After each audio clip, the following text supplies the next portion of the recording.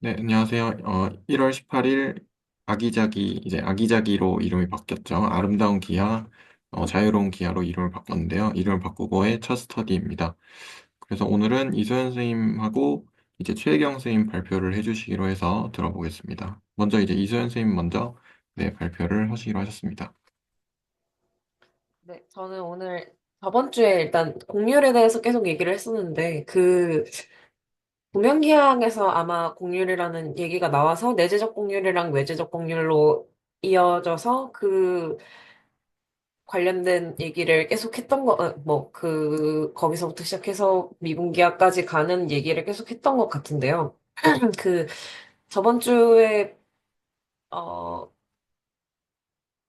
동성배, 배동성 선생님께서 리딩을 해주시면서 계속 나오는 내용을, 내재적 공률이나 외재적 공률에 대해서 나오는 내용들을 보다가, 일단, 그때 딱 느꼈던 게 일단, 내적이랑 외적이 떠오르더라고요. 단순히 내재적 공률, 내외, 그러니까 안과 밖이라는 뭔가 그런 단어가 똑같이, 그러니까 그 글자가 똑같아서 그런 것만 아니고, 내재적 공률이 가우스 공률이고, 외재적 공률 같은 경우에는, 뭐, 제가 이번에 찾아본 바로는 여러 가지 종류가 있는데, 그중에 평균 공률, 우리가 잘 아는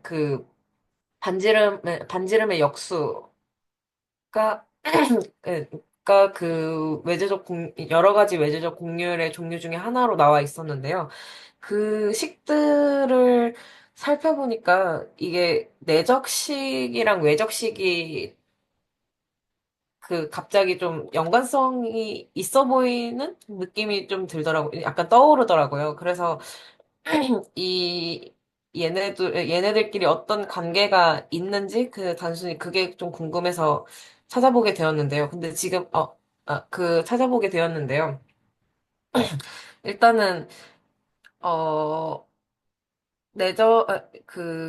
오늘 발표 순서를 간단하게 말씀드리자면은 평행선 공리에서 시작해서 여러 기하에서의 공률을 한번 저번 주에 또 한번 살펴봤었지만 잠깐 살펴보고 그다음에 내적식이랑 외적식을 한번 살펴보고 그다음에 내재적 공률식이랑 외재적 공률식에 대해서 살펴볼 예정인데요. 그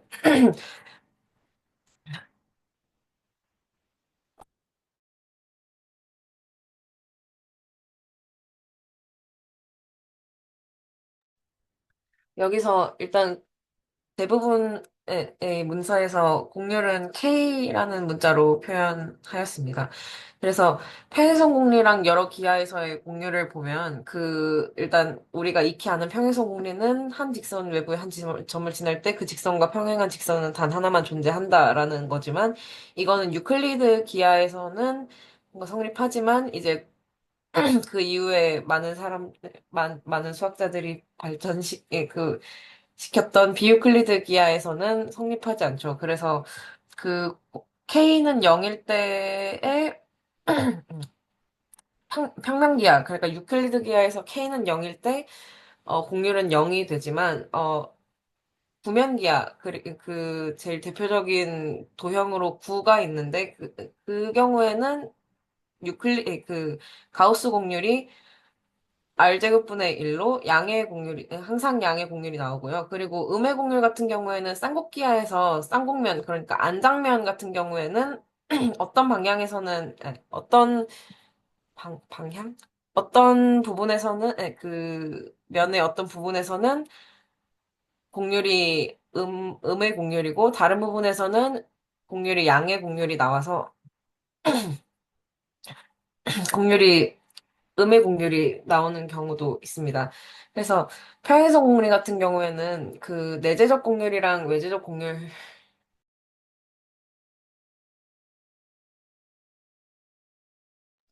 제가 지금 기침이 좀 있어서 중간중간 발표가 끊어질 수도 있을 것 같은데요. 그 점에 대해서 잠깐 좀 양해 부탁드리겠습니다. 그래서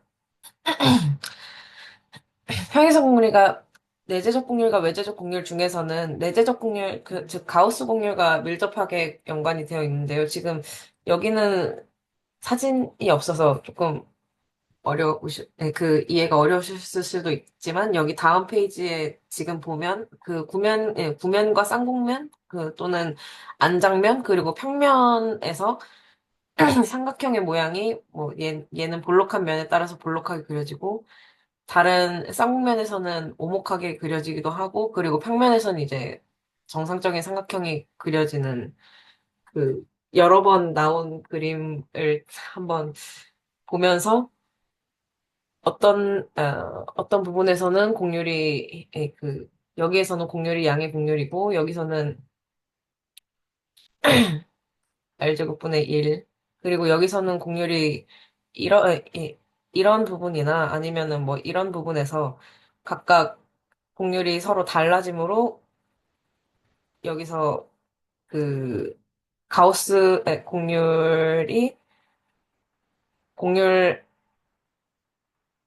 공률 첫 번째와 공률과 두 번째 공률을 이렇게 곱해서 나타나는 거기 때문에 여기서는 음이고 여기서는 양이라서 결과적으로 음이 된다거나, 그리고 여기서는 이제 공률이 없으므로 역이 된다거나 하는 거를 확인할 수 있습니다. 거기 혹시 그 네. 화면 조금만 확대해 주실 수 있으신가요? 어, 잠시만요. 화면이, 조금 글씨가 이게 그 A4 한 장짜리가 이렇게 하나에 그냥 나와가지고 조금 작은데 화면을 조금 확대해 주실 수 있으신가요? 잠시만요. 혹시 아이패드로 하시면 이렇게 돌리시면 좀 더 커지거든요. 아, 네, 제가 지금 아이패드가 아니고 그냥 일반 화면으로 하고 있어서 어, 잠시만요.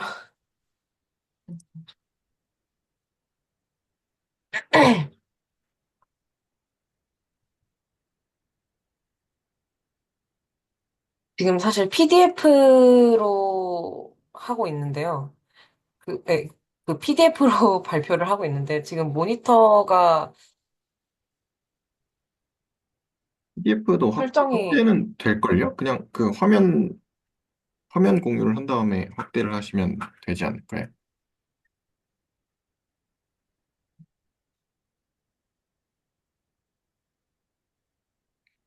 그러면, 혹시 지금은 어때 보이세요? 지금 비슷한데요. 아까보다 아, 조금 더 비슷해요. 작아졌어요. 음.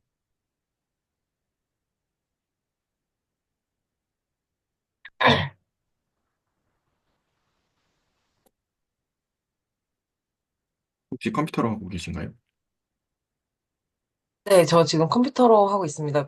제가 화면이 두 개인데, 하나가 세로 화면이고, 다른 음. 하나가 가로 화면이라서, 그, 지금, 제가 볼 때는 세로 화면에 크게 잘 나왔었는데, 그래서 그러니까 그냥 가로, 그 세로 네. 화면이 가로 화면에 이게 그 위아래가 맞춰져가지고 이게 작아져요.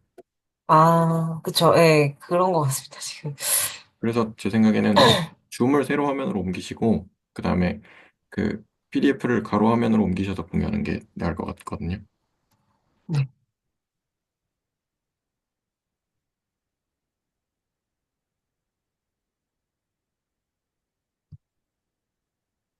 혹시 이렇게 보면 지금은 글씨가 크게 보이나요? 네. 네네. 이렇게 하면 좋을 것 같아요. 아, 네네. 감사합니다. 그,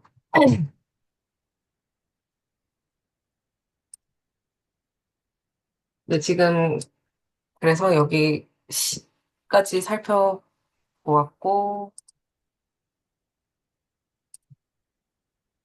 그래서 이제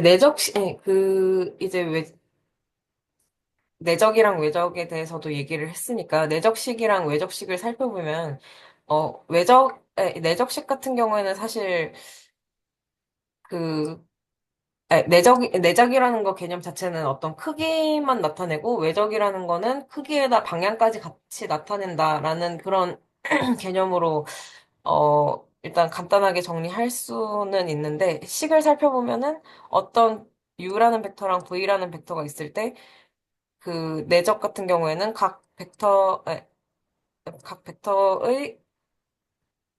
그 요소를 곱해서 나타내죠. 그리고 이 부분부터는 이제 그 기아 쪽에서 사용하는 식인 것 같은데 저도 맨 위에서는 굉장히 익숙하지만 곡면 쪽으로 이제 확장이 되었을 때 파라미터 UV에 대해서 XU나 XUV가 그 X를 U에 대해서 편미분하고 X를 V에 대해서 편미분한 다음에 이거를 첫 번째 기본형이라는 식으로 나타낼 수 있고 이것은 곡면 위에서의 내재적 거리와 각도를 제공하는 리만 계량을 나타낸다고 얘기하고 있습니다. 그래서 그리고 외적식 같은 경우에는 이 부분에서 저도 일단 리만 계량이라는 이 단어가 나와서 이 부분이 추후에 다시 나올 예정이고요. 그리고 외적식 같은 경우에는 이제 두 벡터를 다음과 같이 곱하는 건데, 여기서는 이제 내적에서는 크기만 뽑아냈다면, 이제 외적에서는 U라는 벡터랑 V라는 벡터 둘 모두와 수직하는 어떤 법선 벡터를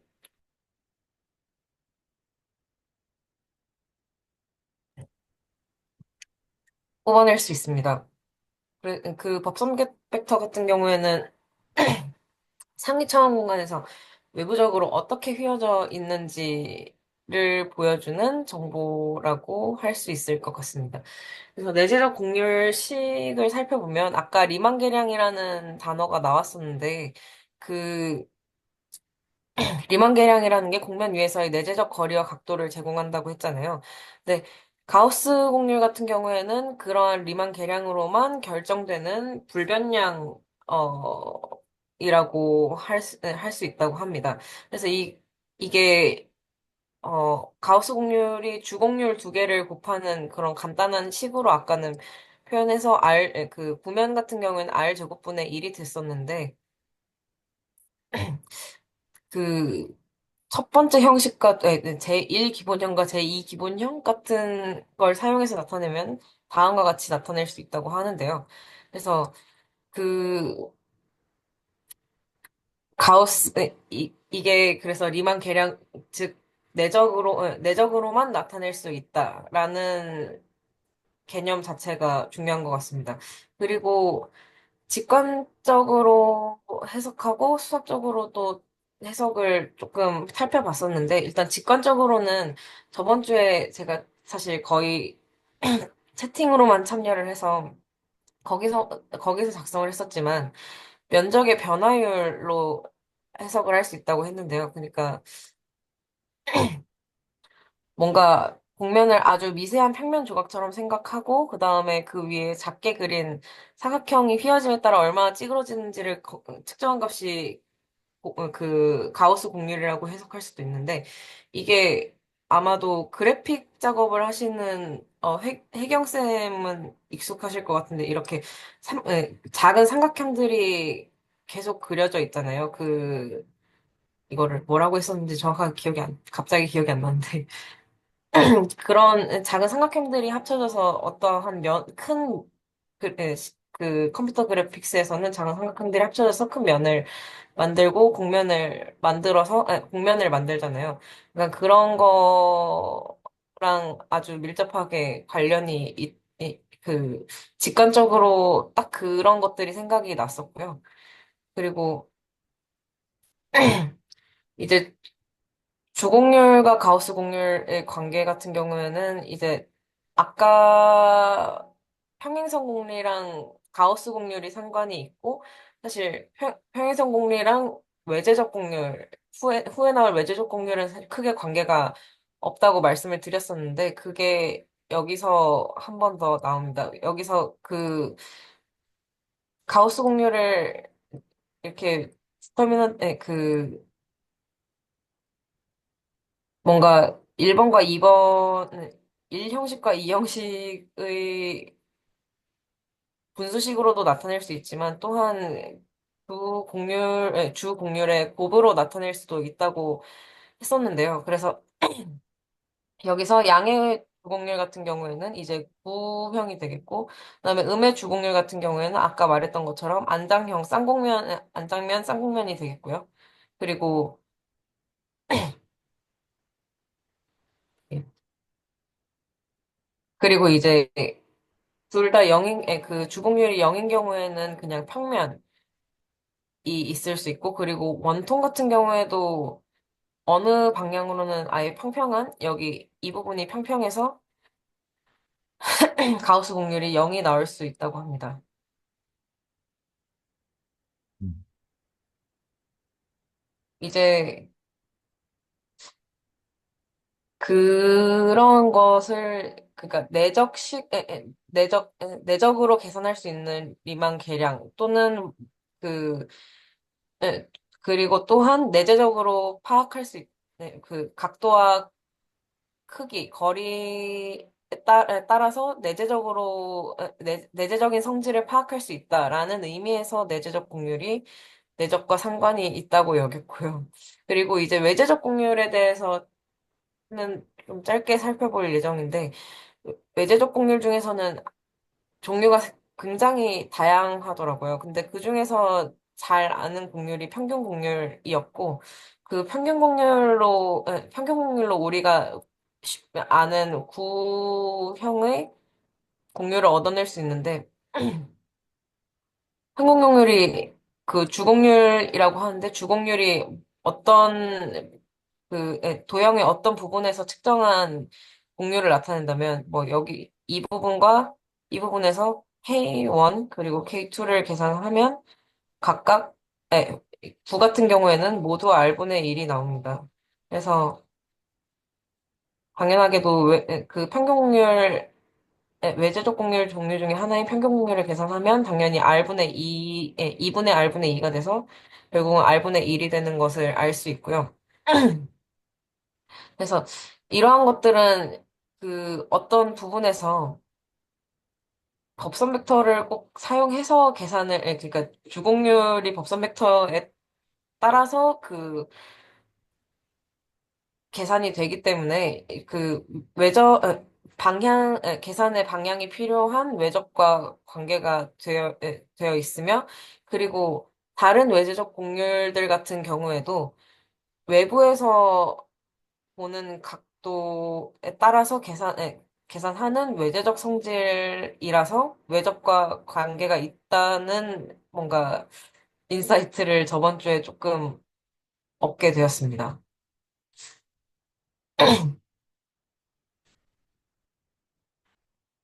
그래서 일단은 위의 내용을 제가 수학식으로 하나 다 풀어서는 사실 제 이해가 내재적 곡률 쪽에서 조금 그 1형식이나 2형식 같은 것들이라던가 아니면은 미분기하학에서 나오는 단어들이 계속 나오는 바람에 저번 주에 조금 풀어서 설명을 해주셨지만 완벽하게 이해하지 못해서 일단 이해한 부분까지만 정리를 하자면 일단 내재적 곡률 같은 경우에는 어, 역, 그 영어로는 intrinsic curvature고 역시 이너 프로덕트인 내적과 뭔가 내재적인 성질을 계산할 때 그 각도와 크기를 계산할 때 상관이 있으면 외재적 곡률 같은 경우에는 이제 곡면이 상위 차원에 어떻게 매칭되어 있는지 그러니까 이게 외적 같은 경우에는 잠시만요.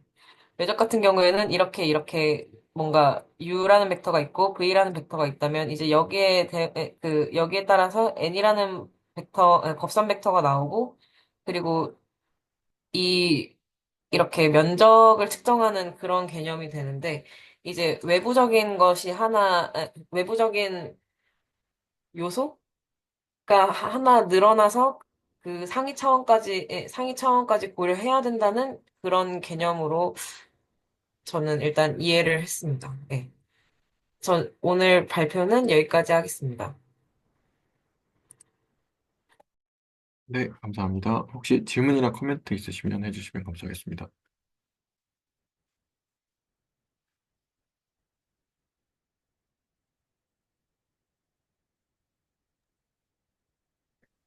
음,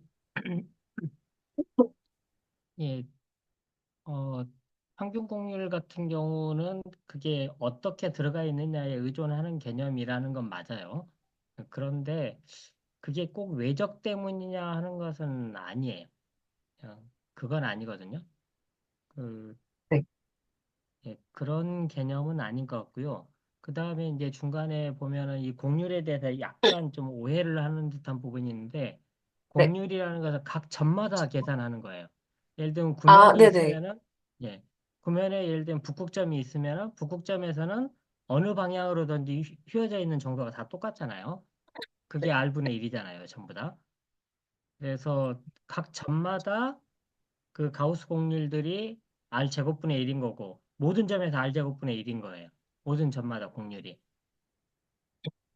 그래서 그 아까 한쪽에서 계산하고 또 다른 쪽에서 계산하고 그러는 게 아니고 한 네네. 점에서 공률들을 다 계산하는 거예요. 아, 네. 감사합니다. 예, 그 표현이 조금 예, 잘못된 것 같습니다. 근데 혹시 예, 그러면 예, 여기 이 부분에서, 예, 일단 사각형은 좀 무시하고, 실제로 그 컴퓨터 그래픽스에서는 이렇게 삼각형으로 나타내거든요. 제가 이 예. 삼각형의 이름이 뭔지 정확하게 기억이 안 나는데. 근데 이게, 이 1번 삼각형에서 2번 삼각형, 그리고 3번에서 4번으로 이동할 때 조금씩 휘어지는 정도가 계속 변하게 되는데, 혹시 그러면 이 삼각형을 점으로 봐야 되는 걸까요? 아니면은 이 면과 면 사이의 휘어짐의 정도가 달라진다는 측면에서 음, 그러한 공유를 봐야 될까요? 어, 저도 그거하고 관련된 얘기는 예전에 들은 적은 있지만 제가 정확하게는 알지를 못하니까 지금 그걸 뭐라고 말할 수는 없고요. 네. 예, 그건 뭐, 예.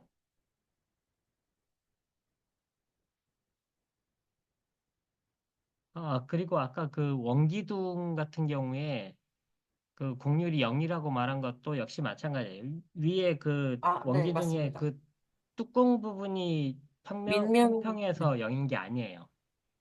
어, 원기둥의 그 그런가요? 옆에 그 둥근 부분, 우리가 보기에 뭐라고 표현해야 되죠? 이 실린더 예, 옆면이요. 예, 그 실린더 옆면에 아무 점이나 하나 잡는 거예요. 아무 점이나 하나 잡으면은 세로 방향으로 이것은 직선이잖아요. 그 점을 지나는 세로 방향의 공률은 0이고요. 0이잖아요. 아, 네네. 예. 근데 이제 가로 방향은 원이잖아요. 네, 그렇죠. 가로 이 부분. 방향으로는 단면을 자르면 원이니까 뭔가 뭐 공률이 있겠죠. 네. 그렇죠? 근데 하나는 0이고 하나는 0 아닌 거 있을 테니까 곱하면 그래도 0이라고요. 네, 제가 그래서 이것은 원기둥의 그 공률이 0인 거예요. 사실 원기둥 같은 경우에는 왜 예. 0인지 설명을 보다가 그냥 밑면이 0이고 예. 그래서 0인가라고 그냥 단순하게 생각을 했었는데 이렇게 펼치면 0이라서 0인가라고 단순하게 생각을 했었는데 네, 아니, 펼치면은 지금 이해한 것 윗뚜껑이나 같습니다. 예. 아랫뚜껑은 없어지잖아요. 펼치면은. 네. 예. 그러니까 그걸 얘기하는 게 아니고 그 원기둥의 그 옆면이 지금 모든 점에서 공률이 0이라는 거예요.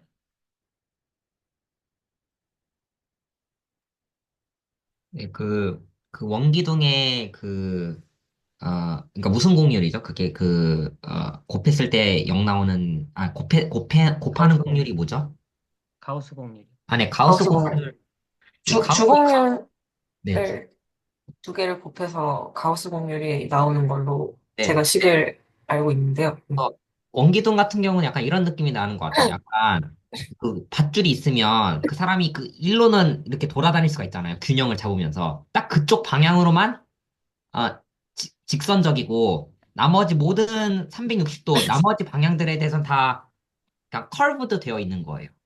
그래서 근데 그 토러스를 생각하면 그 토러스를 로컬리하게 바라보면 언제나 저 원기둥처럼 생겼잖아요. 네, 토러스를 중간에 잘라가지고 어쨌든 한 점을 보면 그 점 주위에서는 네, 원기둥처럼 이렇게, 생겼잖아요. 네. 네, 제가 원기둥 그림을 잘 그리고 있는지 모르겠지만, 네.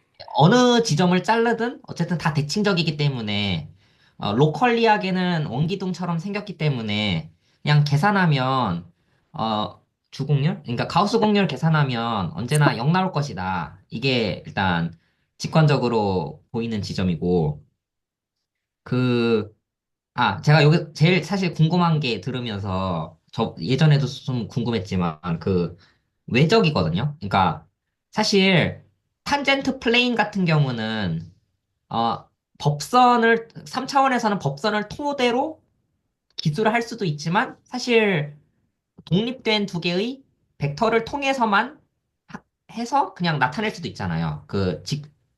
평면의 방정식을요. 어떤 차원에서든 상관없이요. 그냥 단지 두 개를 이렇게 사용해야겠죠. 인디펜던트하게.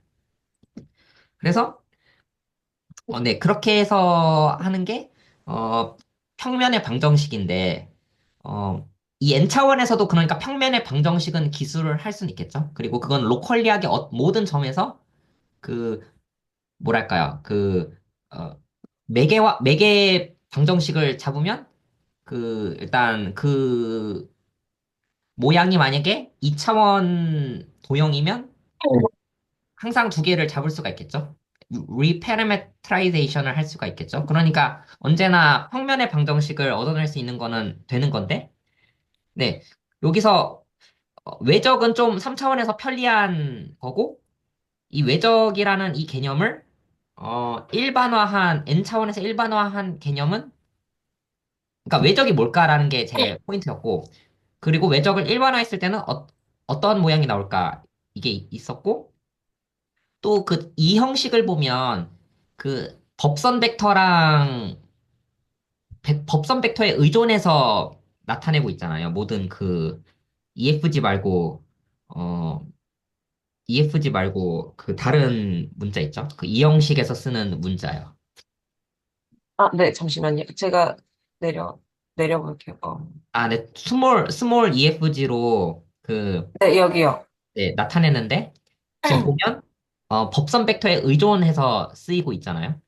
네. 그랬을 때, 이게 N차원에서는 이 형식을 어떻게 기술할 수 있을까? 법선 벡터를 대체해서 나타낼 수 있어야 되는데, 그러니까, 저거를 유도한 식을 보면 좀 알 수는 있을 것 같아요. 그러니까 중간에 이렇게 유도가 되면서 저기 마지막에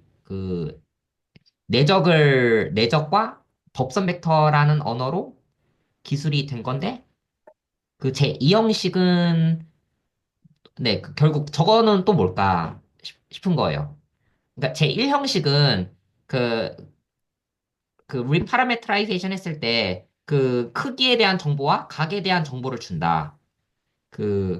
그거였는데 제 2형식의 각각의 스몰 e, 스몰 f, 스몰 g는 어떤 정보를 주는가. 이게 조금 궁금해집니다. 물론 내적식을 보면 조금 해석해보면 조금은 나올 것 같은데, 그래도, 네, 일단 그게 궁금하네요. 네.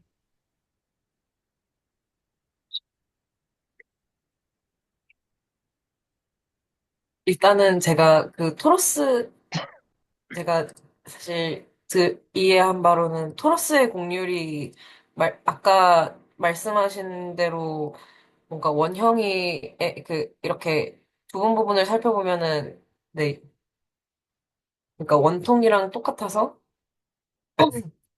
0이 나온다라는 건 제가 이번 발표를 준비하면서는 사실 토러스는 생각을 안 해봤거든요. 근데 맞는 얘기 같은데 맞는 얘기 같은데요? 그러니까 로컬리하게는 S1 곱하기 R, 실수 R처럼 생겼으니까요. 네네. 이 부분은 정경 교수님께서 혹시 아는 분이 있으시면 조금 해주실 수 있으세요? 그래서 그런 토러스를 플랫 토러스라고 부르거든요. 평평한 토러스라고 이렇게 부르는 거예요. 예. 그리고 저희가 사실 최소 두 가지 리파라메트라이제이션 하는 방법을 가지고 있는 것 같아요. 구에서 보면 x제곱 더하기 y제곱 더하기 g제곱은 r제곱이잖아요.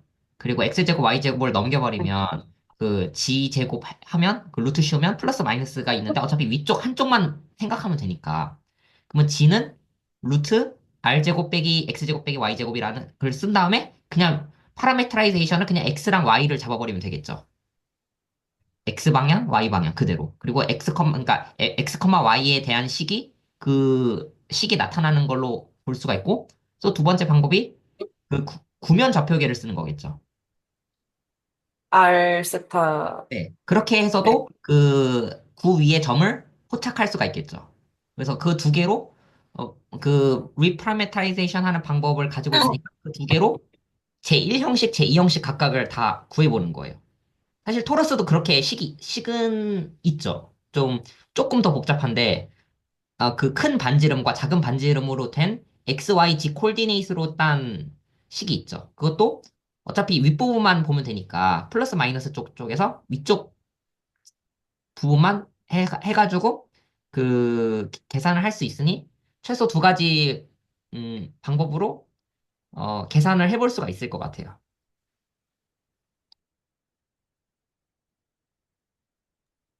아, 저도 좀 처음 원기둥 그 저번 시간에 저희가 했을 때 제가 공면 접기 하면서 봤거든요. 저번 시간에 저희 위키피디아 볼 때 디벨로퍼블 서페이스라고 있었어요. 그 있었죠? 거기 네. 그래서 제가 뭐 제가 이런 제가 하다가 이제 그 작업에 안 할 건데 공면 접기를 하면서 나왔는데 여기 보면 이런 식의 공면은 여기서 직선이 하나 있다고 해요. 어떤 여기 이 선을 따라서 직선이 지나가고 뭐 여기도 이렇게 원 뿔에도 직선이 이렇게 지나가기 때문에 그런 식의 디벨로퍼블 서페이스는 이제 각 점별로 하나의 직선이 생긴대요. 그런 서페이스는 원뿔이랑 원기둥이랑 탄젠트 스페이스 세 가지가 있다고 하더라고요. 그래서 각 점마다 직선이 하나씩 지나가기 때문에 그 뭐 직선의 컬베이처가 0이라서 가우스 공률이 0이 된다고 하고 뭐 그런 거를 봤습니다. 어. 저희가 저번 시간에도 나왔던 것 같습니다. 설명 감사합니다. 그, 일단은 제가 채팅창에다가 전병준 선생님 질문하신 거는 사실 정리를 일단 해놓긴 했는데요. 작은 EFG에서 어떤 의미가 나오는가랑 XY 또는 R 세타 두 가지 방법으로 1형식과 2형식을 리파라메터라이제이션 하여 계산? 이 부분은 제가 시도를 아예 안 해봤기 때문에 한번 추후에 한번 해서 다시 한번 발표해보면 좋을 것 같습니다. 네, 그리고 그 정경훈 교수님 말씀하신 거에서 토러스 곡률이, 그러니까 플랫 토러스라는 게 사실 저희가 아는 그 볼록한 도넛 모양 토러스랑 무슨 차이가 있는지 제가 이해를 잘 못한 것 같거든요. 혹시, 그냥 그러니까 이 가우스 공률이라는 게 기본적으로 결과는 내재적이 돼버리니까 네, 어떻게 만들든지 상관없이 공률은 결국 같아야 되잖아요. 근데 토러스를 만드는 가장 좋은 방법은 그냥 네모난 종이가 토러스예요. 우리가 보면은 그 네모난 종이는 평평하잖아요. 그렇죠? 우리가 그냥 종이요. 우리가 알고 아, 있는 종이. 예, 위상 예, 기하학적으로 그 예, 예. 토러스가 이런 형태가 토러스. 된다는 걸 예, 말씀하신 거죠. 예. 그래 네네네. 이 녀석을 왼쪽하고 오른쪽을 합치면은 원기둥이 되는 거고, 그다음에 그 합친 녀석을 위하고 아래를 갖다 붙이면 토러스가 되는 거잖아요. 네, 맞습니다. 예, 예, 예, 그쵸. 이거를 이렇게 접으면은 원기둥이 되고, 예. 또 다른 방식으로 접으면 토러스도 예, 될 수 그러니까 있겠죠? 원기둥을 네, 다시 위하고 아래를 붙이면은 네, 토러스가 되잖아요. 예, 이렇게 붙이면요. 예, 예, 그렇네요. 예. 지금 말씀하신 거를 제가 이해한 것 같습니다. 감사합니다. 그, 그리고 제가 최혜경 선생님이 이 곡면과 곡면 사이에서 어떤 선이 생긴다고 하셨던 거는 혹시 한 번만 더 말씀해 주실 수 있으신가요? 제가 이해를 잘못한 것 같아서요. 네,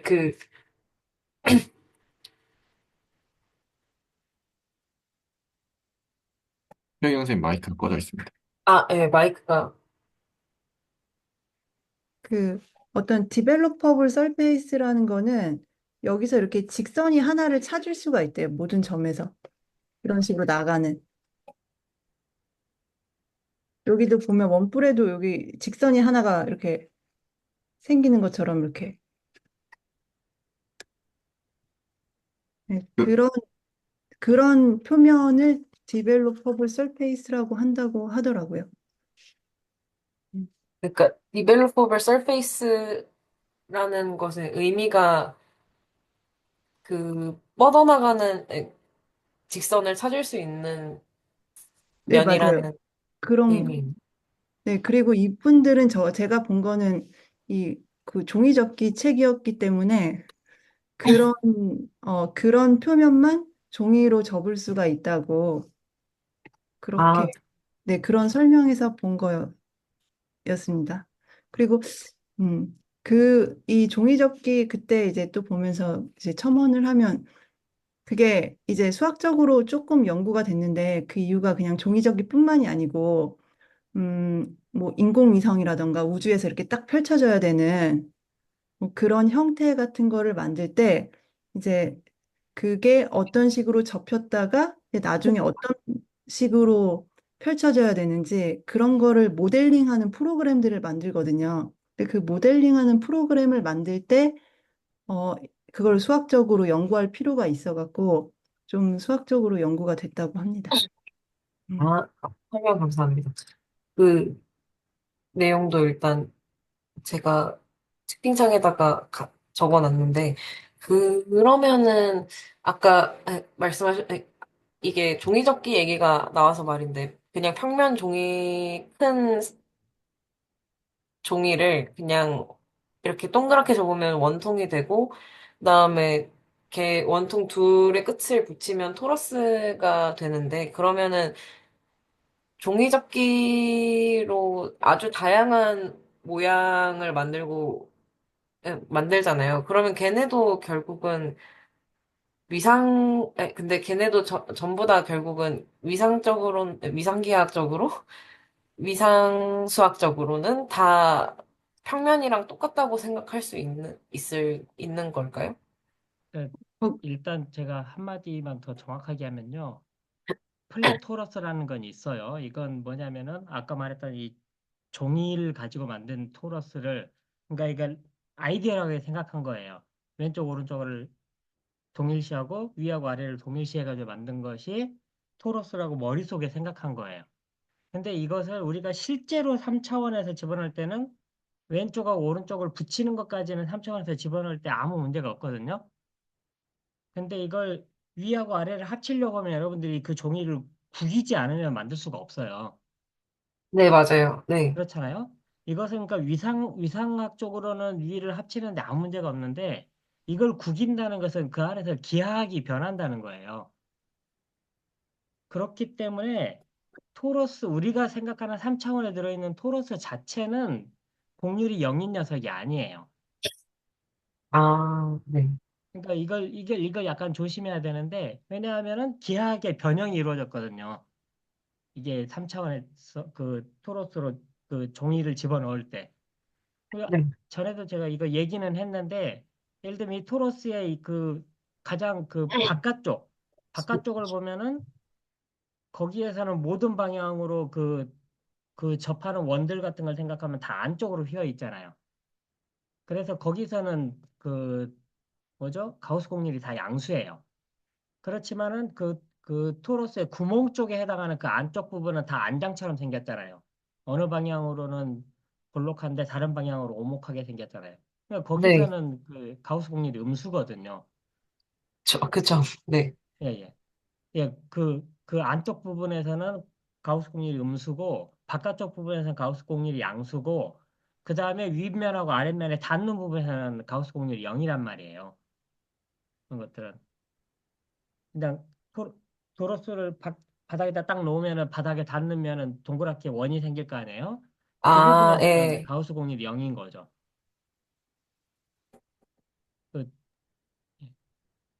그래서 이것은 그 양인 것과 영인 것과 음인 것이 섞여 있고, 물론 이제 이런 것에 그 전공률이라고 해서 총 공률을 계산할 수는 있어요.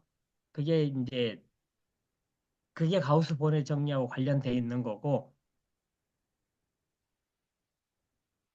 아무튼 예, 그렇게 돼요.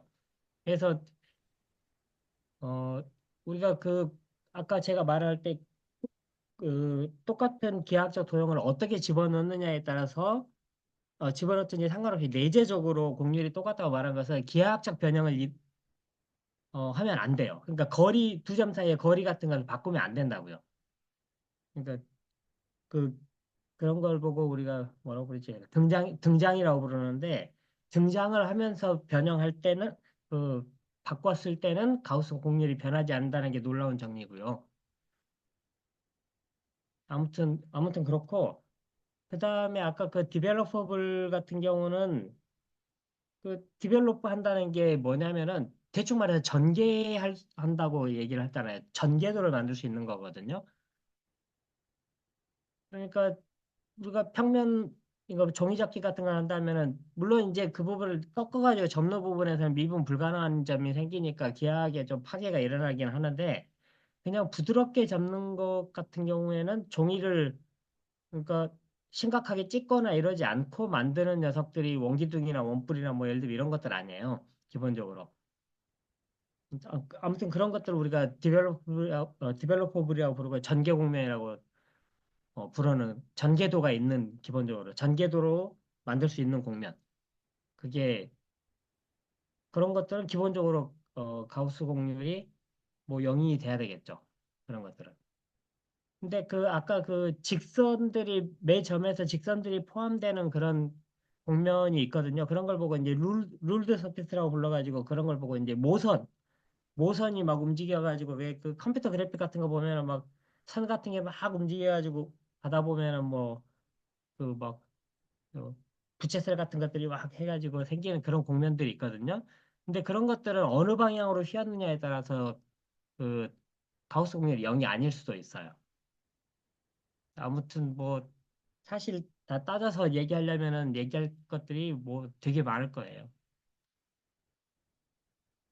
아, 네, 그 토러스는 그러니까 구는 전개도가 없다고 하잖아요. 그 네, 마찬가지로 왜냐면 좀 구겨야 되잖아요. 억지로. 그렇죠. 반드시 근데 구겨야 사실 돼요. 토러스도 한쪽은 전혀 구기지 않고도 되잖아요. 근데 한쪽은 되죠. 한쪽은. 근데 이렇게 하고 나서 이거 하는 순간 구겨야 되잖아요. 그렇죠. 구겨야 되죠. 그러니까 그런 거기에서 이제 의미에서 토러스도 네, 전개도가 없다. 이렇게 볼 수가. 그렇죠. 그래서 그 가우스의 정리 중에 하나가 어떤 녀석을 어떤 공면을 다른 공면으로 그런 종류의 변형이 없이 둘을 겹칠 수 있을 필요점 조건은 대응점들의 모든 가우스 공률이 다 같아야만 돼요.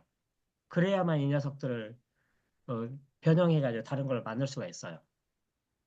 그래서 이제 그 대표적인 예로 그럴 때 항상 나오는 것이 이제 나선면하고 그다음에 현수면이라고 부르는 두 개의 공면은 대응점에서 다 그 공률이 다 같거든요. 가우스 공률이.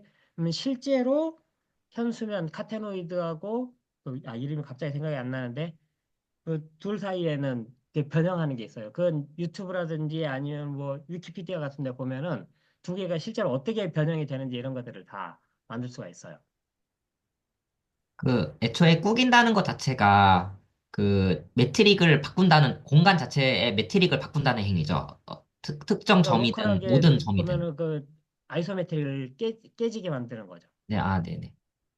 근데 그것에 대해서 정확한 정의는 뭐 수학적으로 해야 되겠지만은 이제 아이디어는 그런 거죠. 그러면 제가 잘못 생각한 것 같아요. 코러스를 그 세타랑 그 두 개 각으로 리파라메트라이제이션 한 다음에 가우스 공률 구해보면 0이 안 나오는 지점도 있고, 그러니까 양수인 지점도 있고, 음수인 지점도 있고, 뭐 0인 지점도 그 포인트마다 좀 다를 것 같아요. 예.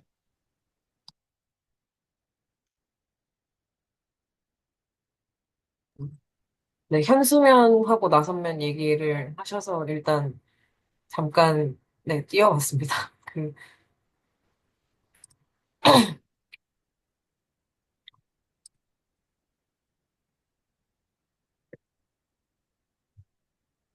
네, 나선면은 이렇게 생긴 거 같네요. 예.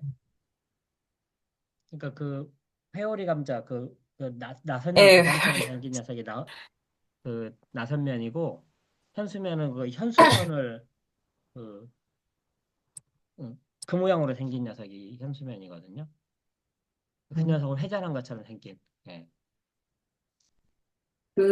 그러면은 지금 말씀하신 내용이 대응점의 모든 가우스 공률이 같아야 이제 이쪽이 같아야지만 하나를 전개도를 만들 수 그냥 있고, 그 찍거나 뭐 이런 그 무리한 변형을 하지 않고 다른 걸로 겹칠 수가 있거든요. 그게 네. 아마 실제로 그 유튜브 찾아보시면은 두 개 어떻게 바꾸는지 나와 있을 거예요, 다. 아, 그건 혹시 그러면은 키워드가 있을까요?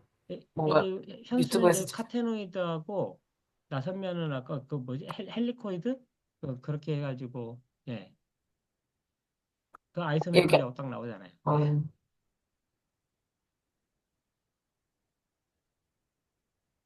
그럼, 아, 이게 현수면에서 나선면으로 예, 그 바꾸는 바꾼다는, 방법 지금 이렇게 딱 보이잖아요. 아,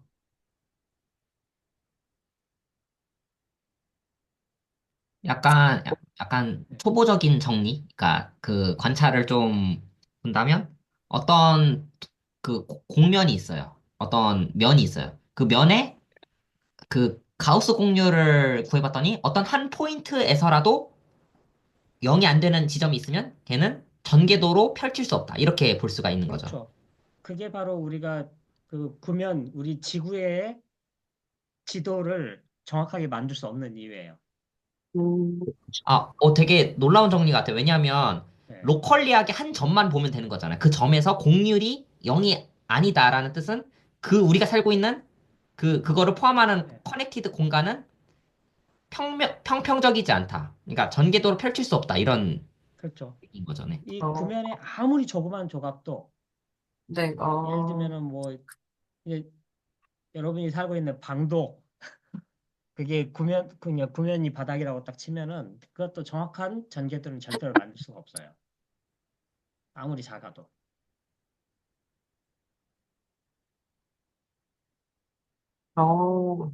뭐, 저도 되게 신기해서 들었습니다. 그러면은 아까 대장을 해도 변하지 않는 내재적 성질이라는 게 가우스 공률이라고 얘기를 하셨는데, 대장이 뭔가요? 네? 아까 대장을 해도 가우스 공률은 변하지 않는다라는 말씀, 대장인가 반장인가 아까 그렇게 얘기를 하셨는데, 혹시 그게, 제가 그런 얘기를 했나요? 네, 영어 단어로 사실 한번 여쭤보고 싶었었는데, 그러니까, 그 등장 아이소메트리. 그러니까 아, 아이소메트리는 등장이요? 아, 예, 등장이요? 등장. 네. 두 점 저, 사이의 거리가 예를 들면 그 녀석을 죄송합니다. 변형하다 보면은 그 두 점이 다른 점으로 또 두 개로 갈 텐데 그 둘 사이의 거리가 변하지 않는 거. 아, A, B 근데, 사이의 거리는 A 프라임, B 프라임의 거리가 항상 똑같아지는 거. 그런 것이 아이소메트리. 근데 또 이것도 볼 수 있을 것 같은데, 모든 공면에서, 그 면의 모든 포인트에서, 어, 가우스 공률이 0이었다고 해가지고, 걔가 전개도를 펼쳐질 수 있다는 보장은 없다. 이렇게도 볼 수 있는 거죠. 모든 점에서 다 가우스 공률이 0이었다고 해서, 그렇다고 해서 그게 전개도가 반드시 된다는 것은 아니다. 이렇게 볼 예를 수. 들면 원기둥은 지금 되는데 그 녀석은 어쨌든 그래도 일부의 가위질을 해야 되잖아요. 그렇죠? 그러니까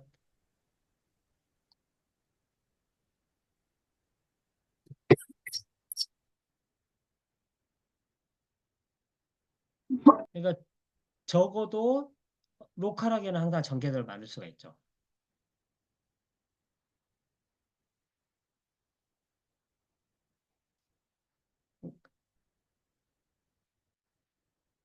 그러니까 원기둥이의 지도가 있으면은 그 원기둥이에 있는 점들 사이의 거리를 그대로 반영하고 거리와 각을 그대로 반영한 평면 지도를 만들 수가 있다고요.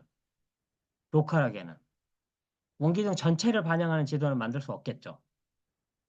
왜냐하면은 원기둥 어딘가를 우리가 컷을 해야 지도를 만들 텐데 잘라야 되잖아요. 각도도 그 뭐죠? 보존이 되나요? 예? 각도도 보존이 되나요? 원기둥에 있는 지도는 각도 보존하게 만들 수 있어요. 아, 원기둥. 네. 그 각도라는 게 어, 그 3차원에서의 각도가 아니고 그 원기둥 면 자체에서의 각도를 말씀하시는 거죠? 그러니까 원기둥 면에서 이미 두 개의 곡선 사이의 각을 잴 수 있죠. 곡선 사이의 아, 각은 네네네. 예, 거기에 접선 사이의 각, 접평면 안에 들어있는 접선 사이의 각으로 재면 되죠. 예를 들면 아, 그럼 3차원. 어차피 접선으로 각을 재는 거니까 상관은 없겠네요. 예. 아, 네네. 알겠습니다.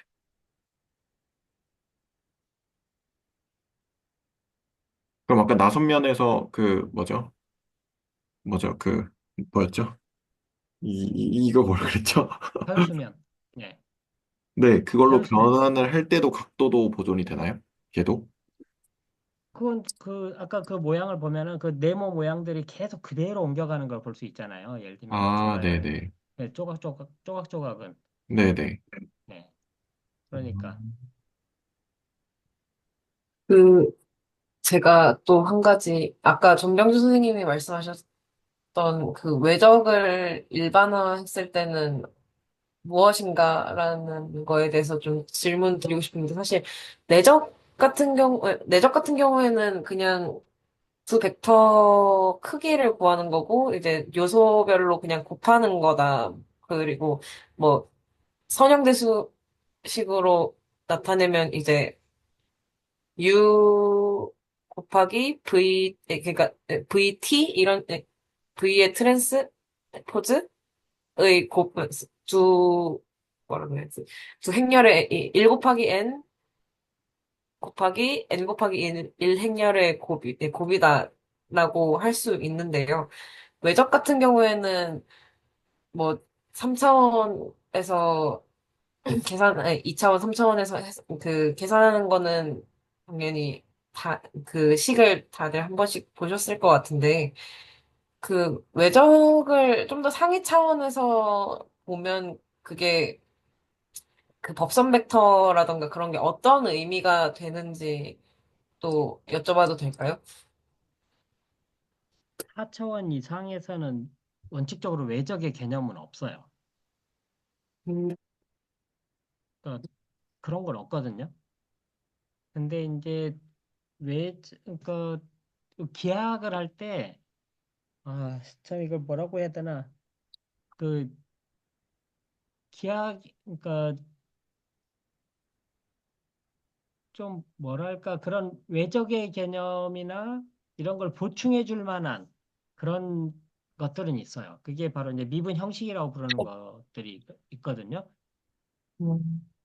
그러니까 그 외적 자체는 3차원에만 있어요. 네, 저도 그 상위 차원의 외적이라던가 아니면 그런 법선 벡터를 도출하는 그런 계산식이라는 게 사실 정확하게 개념이 아직 없어서. 그러니까 이제 이게 이제 좀 어렵, 어떻게 보면 좀 초수학적인 질문일 수 있는데 외적의 어떤 면을 일반화하느냐 하는 문제거든요. 외적이 뭐 수직이라든지 이런 종류의 기하학적인 면으로 일반화하느냐 그런 종류의 문제에서는 4차원 이상에서는 없고요. 우리들이 생각하는 뭐 두 개 녀석하고 수직이고 그런 어떤 4차원에서는 두 개의 벡터가 결정이 돼 있다고 해서 그 둘하고 수직인 녀석은 기본적으로 2차원이기 때문에 하나로 결정할 수 있는 방법 자체가 있을 수가 없다고요. 그러니까 그런 종류의 성질을 요구할 수는 없는 거예요. 그렇지만 외적이 가지고 있는 어떤 성질을 일반화한 다른 종류의 외적 비슷한 어떤 곱하기를 정의하는 그런 학문은 있어요. 그게 바로 이제 리대수라고 부르는 녀석이 있어요. 근데 그것은 이제 방향이 다른 거고 아무튼 그리고 뭐 외적이 그 담당하는 이런 그 미분계학적인 이런 면에서 외적이 담당하는 역할을 해주는 것으로는 미분 형식이라고 부르는 도구가 또 따로 있다고요. 예, 근데 그것은 이제 벡터로서의 그 벡터를 곱해가지고 새로운 벡터를 만드는다 이런 종류의 개념은 아닌 거예요. 아, 지금 그 위키피디아 보니까 그 크로스 프로덕트의 성질들 보면 뭐 있잖아요. 같은 것끼리 네, 외적하면 0이다. 그리고 네, 또 그 순서 바꿔서 하면 마이너스가 된다. 근데 그게 네. 정확히 그 미분 형식에서 웨지 웨지곱, 프로덕트예요. 네, 웨지 프로덕트랑 똑같은 건데, 그러니까 웨지 프로덕트에는 그게 크로스 곱을 일반화한 거다. 이렇게도 좀 보이거든요. 그런 의미에서 그게 그 역할을 한다고요. 그래서 갑자기 또 여기서 궁금한 게 생긴 게 뭐냐면, 그 곱들이 되게 많잖아요, 개념들이. 그 이름들이 네, 있는 곱들. 텐서 곱, 네, 네. 웨지 곱, 그냥, 그냥 곱이요. 그냥 그 칼티션, 그냥 붙여주는 방식의 곱하기요. R2처럼요. R2는 R 곱하기 R이라고 하잖아요. 네. 네. 그 그랬을 때, 순서상 만들어주는 거예요. 네. 네. 그래서 저는 여기 궁금한 거는 그 웨지 곱 또는 텐서 곱 같은 경우는 얘네들의 어떤 기하학적으로는 어떻게 해석을 해줘야 되냐. 어떤 두 개를 웨지곱 했을 때는 그 각각이 살고 있었던 예를 들어서 그 미분 형식이라고 하면 미분 형식에 살고 있었던 공간이 있었을 거 아니에요? V라는 공간, W라는 공간. 근데 그거를 웨지 곱을 했다는 게 기하적으로는 어떤 변형을 일으킨 걸까? 뭔가 합쳐주는 것 같은데. 그리고 텐서 곱은 차원은 어느 정도는 알 수 있을 것 같아요. 텐서의 그 차원은요. 각각의 차원이 주어져 있을 때요. 근데 그게 기하적으로는 어떤 의미를 부여하는 걸까? 이게 좀, 갑자기 궁금해졌습니다. 텐서의 차원도 이 필드, 그러니까 체 위에서나 쉽지, 이게 그 링에서는 진짜 어려워요. 텐서는. 정말 어렵거든요. 아무튼 그래서 그것에 기하적인 의미를 부여한다는 것은 좀 어려운 얘기일 거예요. 어, 뭐 아무튼 그렇지만 뭐 당연히 그러니까 그런 의미에서 생각할 수는 있을 거예요. 생각할 수는 있는데 그다음에 여기 지금 화면에도 나와 있지만은 예를 들면은 3차원 벡터 같은 경우는 뭐 삼중곱 곱하기가 그러니까 벡터 두 개의 곱이 아니라 세 개의 곱 뭐 이런 걸 생각할 수는 있어요. 예를 들면은 또 그런 개념도 있을 수 있고 뭐 여러 가지 있는데 이 많은 것들이 기본적으로는 그 행렬을 이용한다든지 아니면 미분 형식을 이용한다든지 그런 방식으로 접근을 해야지 그냥 이렇게 꼭 벡터에 한정해 가지고 어떤 곱으로만 이해를 하려면은 어 한계가 있어요. 벡터 곱은 3차원에서는 그게 특별히 예쁘게 나타나는 것뿐이지 그걸 꼭 그대로 다른 고차원에 가져가는 것은 무리라는 거예요.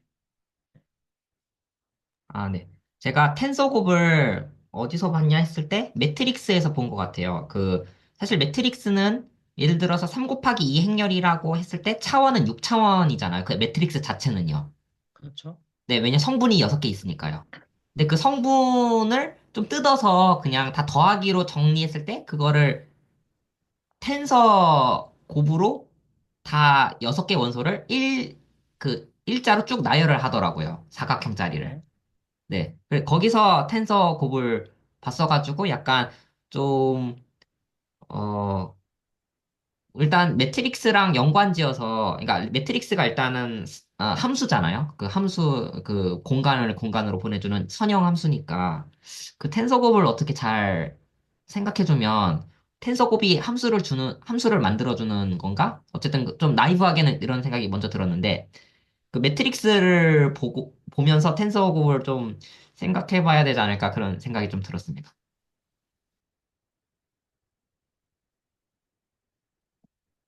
그렇죠. 행렬하고 관련돼 있죠. 그 텐서라는 게. 저는 약간 그러니까 행렬로 이해할 수 있다고요. 예. 저는 약간 외적 확장에서 대목에서 이제 저번에 해주신 그 사원수에서의 그 부분이 좀 생각이 나가지고, 네. 그 부분도 조금 확장으로 관련이 있을까는 잘 모르겠는데, 아무튼, 네. 생각이 좀 나봤습니다.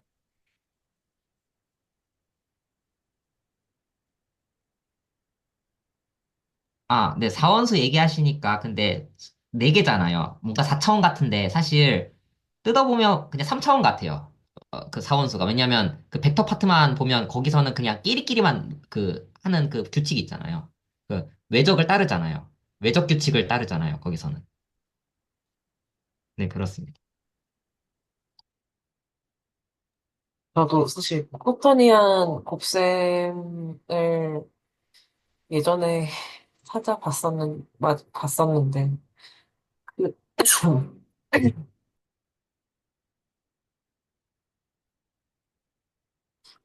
이게, 그러면은, 일단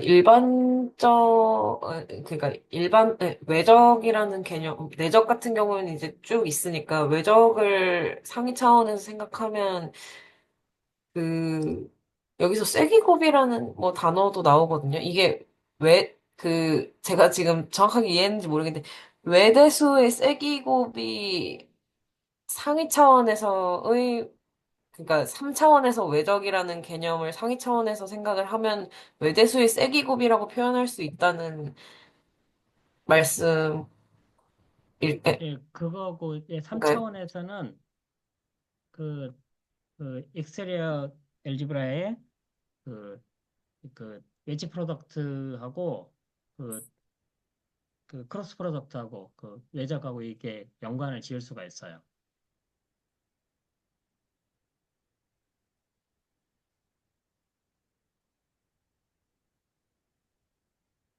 그러면은 이 외대수의 쐐기곱이라는 외대수의 쐐기곱이라는 게 그 외적이랑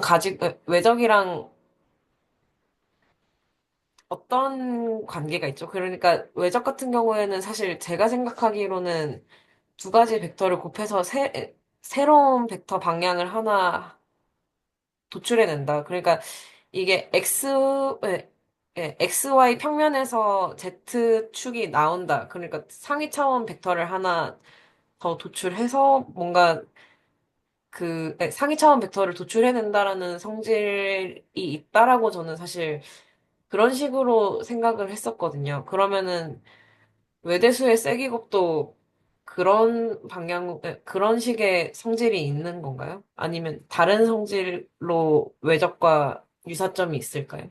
네, 외적과 대응시킬 수 있을까요? 근데 어쨌든 이거 쐐기곱을 얘기를 해야 지금 뭔가를 얘기할 수 있잖아요.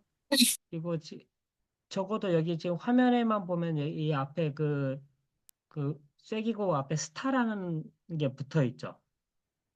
그 네. 밑에 벡터의 3중곱에도 스타라는 게 붙어 있잖아요. 이 스타라는 걸 이해를 해야 되잖아요, 일단은. 네. 예. 그래서 이걸 지금 말로 설명하기가 좀 힘들고, 예.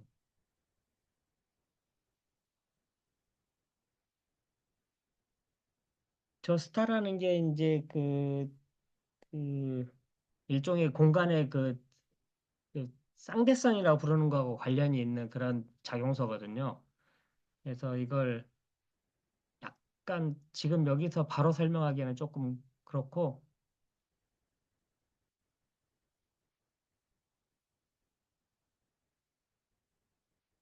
네, 저도 사실 이런 앞에 별표가 되어 있는 쐐기곱 이런 거를 익숙하지 않아서.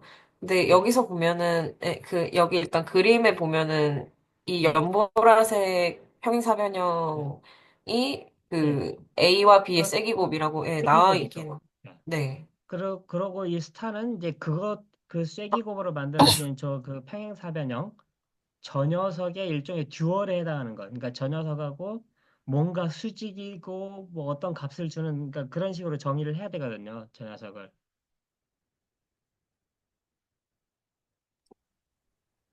아무튼 음. 저 스타를 얘기를 해야 되기 때문에 이제 그걸 얘기를 하려면 디터미넌트 얘기를 하는 게 되게 편하거든요. 디터미넌트 얘기를 해야 저걸 얘기하기가 아, 위쪽에 그쵸. 나와 있나? 예. 저 호지쌍대라고 나와 있잖아요. 네네. 호지 듀얼. 예. 이게 호지 듀얼이라고 부르는 그 녀석을 이해를 해야 되기 때문에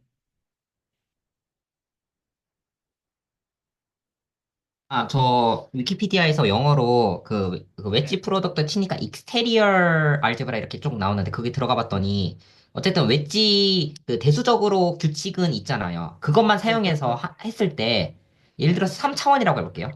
3차원에서는 3번 웨지를 하면 네. 약간 다 사라지면서 dx, dy, dg의 웨지만 남게 될 거잖아요. 왜냐하면 그렇죠. 같은 거가 있으면 0이 되니까요. 네. 근데 두 개끼리 했을 때 제가 딱 위키 보니까 그게 딱 정확히 디터미넌트가 나와주는 거예요. 지금. 네, 그러니까 그 네. 디터미넌트로 해석할 수 있어요. 저게 디터미넌트 관련돼 있다고요. 네. 그래서 2차원일 때는 두 번만 웨지할 수 있고, 왜냐면 그 이상 웨지하면 다 항상 0이 될 테니까요. 네. 그러니까 네. 그러면 2차원에서는 두 4차원이면, 개를 외지하면은 dx, dy의 외지 앞에 붙어 있는 그 계수가 아, 디터미넌트거든요. 네. 만약에, 아, 만약에 4차원이라면 네 번 웨지했을 때 다 죽고, 그 다 곱해진 게 하나만 나오겠죠. 그 개수를 그렇죠. 봤을 때, 혹시 그게 디터미넌트를 일반화하는 개념인가? 네, 라는, 그게 디터미넌트예요. 아, 그게 바로 정확하게 디터미넌트예요. 네, 그쵸. 디터미넌트라고 하니까 지금 조금 이해가 되는 거. 헷갈리시겠죠? 예, 네. 원래 외적이랑, 외적이 디터미넌트랑, 예, 상관이 있는 내용이니까. 어, 아,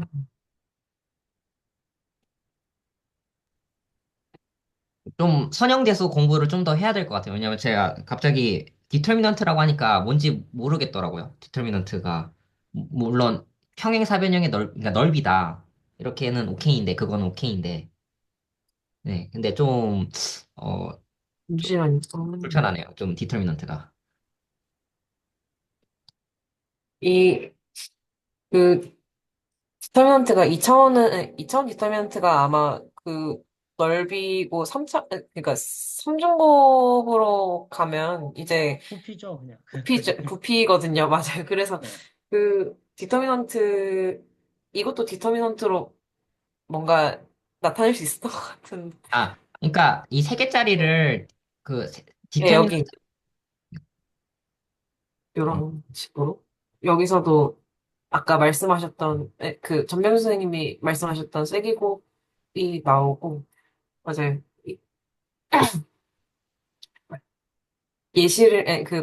예시를 들어주셔서 저도 이게 생각이 났습니다. 스칼라 삼중곱이 그냥 생각이 나가지고. 네, 그러니까 그 두 개짜리로 했을 때 나오는 그 실수값, 디터미넌트의 실수값이 물론 부호가 있을 수 있겠죠. 근데 그게 평행사변형의 넓이에 대응을 한다. 두 개 벡터에 대해서. 그 크기에 하고 각도가 있을 테니까 그 평행사변형이 만들어질 테니까요. 근데 세 개로 했을 때도 그거를 세 개짜리로 그 행렬식을 구해보면 그게 저 세 개의 벡터로 만들어지는 평행사변형 3차원 버전이 있을 텐데 그거의 부피가 얻어진다는 거죠. 사인 빼버리면.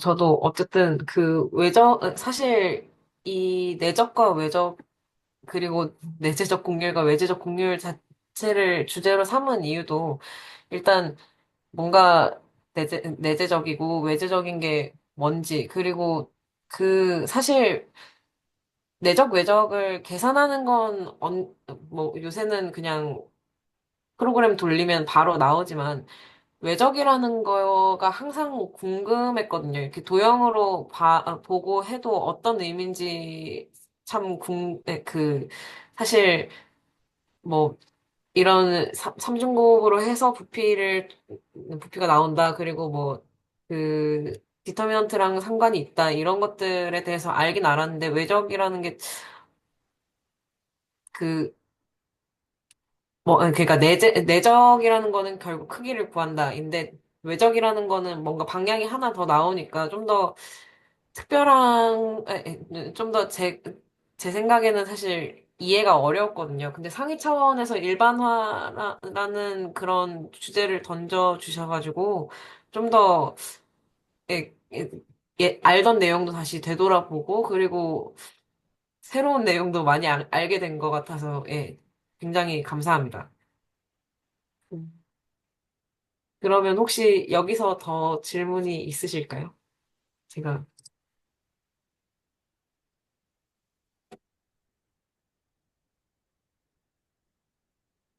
없으면 저는 발표를 일단 여기까지 하고 다음으로 최의견 괜찮을까요? 네, 그러면 네, 네, 이소연 선생님 감사합니다. 발표는 네, 여기까지 하시고 그다음 최경 선생님 발표해 주시면 감사하겠습니다. 음,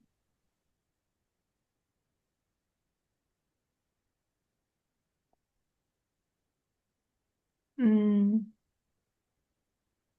제가 페이지는 제가 메모장에 정리한 걸 그냥 옮긴 거라서 약간 정리가 깔끔하게 되어 있지는 않습니다.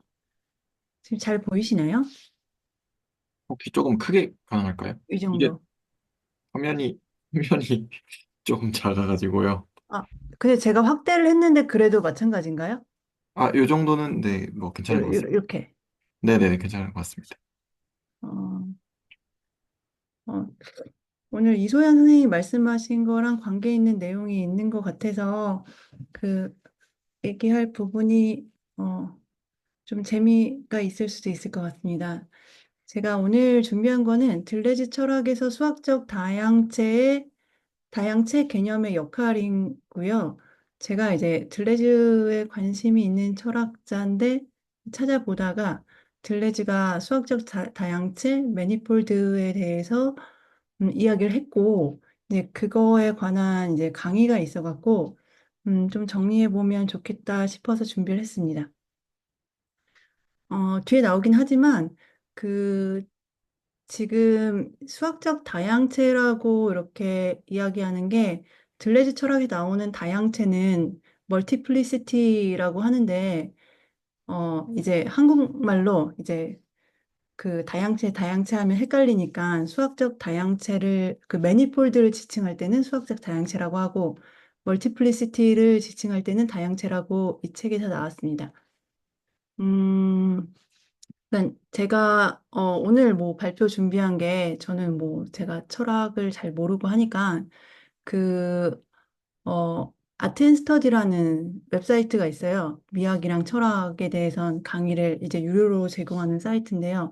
그 사이트에서 그 들레즈 차이와 반복 읽기, 들레즈 차이 반복의 사장에 대해서 다양체란 무엇인가라는 제목의 강의를 듣고 이정우 선생님께서 하신 강의이고, 그리고 이 강의는 강도의 과학과 잠재성의 철학이라는 마누엘 데란다가 들레즈를 해석한 주석서를 가지고 강의를 하셨어요. 이 선생님께서 번역을 하시면서 강의를 하신 거고, 관심 있으시면 직접 들어보시면 굉장히 친절하고 재미있게, 약간 정말 그 전혀 모르는 사람도 잘 이해가 갈 정도로 그 재밌게 설명을 해 주십니다. 음.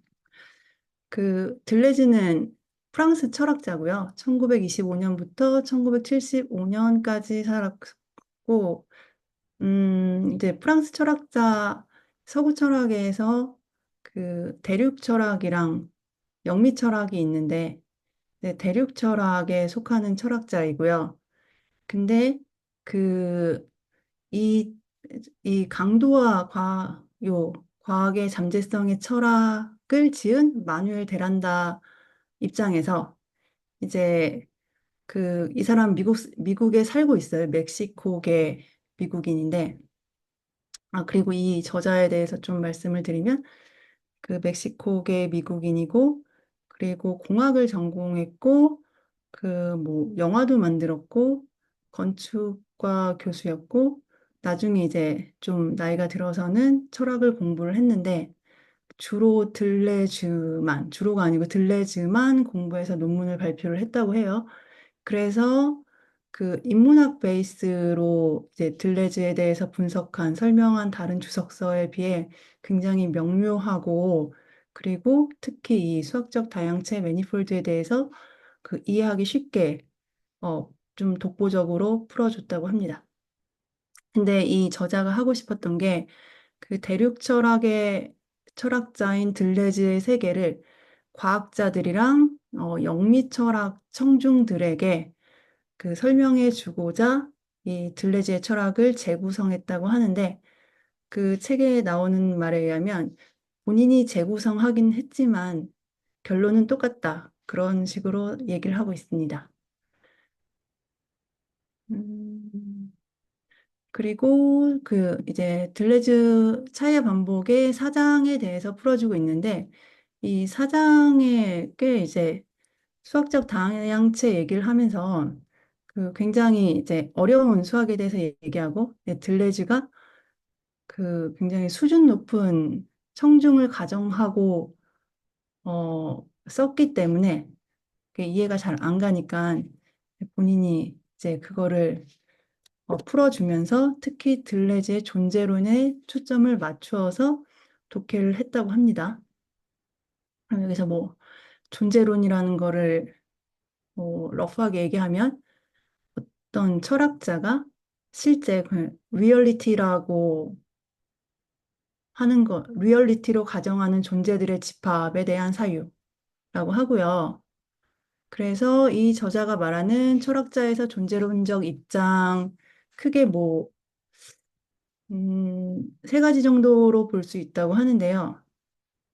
뭐, 실제, 리얼리티는 인간의 마음으로부터 독립적으로 존재하지 않는다? 그러니까 실제라는 건 다 사람이 이렇게 생각해낸 거고, 음, 뭐, 그것과는 독립해서 존재하지 않는다. 좀 극단적인 입장인데, 뭐 보드리아르, 시뮬라크라 그런 게 이런 입장에 속한다고 하고, 두 번째는 일상적으로 경험한 대상, 그러니까 뭐 무슨 철수, 영희, 컵 이런 거는 마음과는 독립적으로 존재하지만 관찰 불가능한 이론적 존재들, 뭐 예를 들어 뭐 전자, 유전자, 뭐 자기장, 종, 물리법칙, 뭐 수학 법칙도 속할 것 같고요.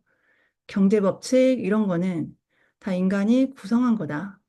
이런 입장이 있고, 그 다음에 마지막으로 그 실제가, 리얼리티가 인간의 마음과 상관없이 전적으로 독립해서 존재한다는 그런 실제론적 존재론이라는 뭐 리얼리스트 온톨로지가 있는데, 들레즈는 실제론적 그 존재론, 실제론자라고 합니다.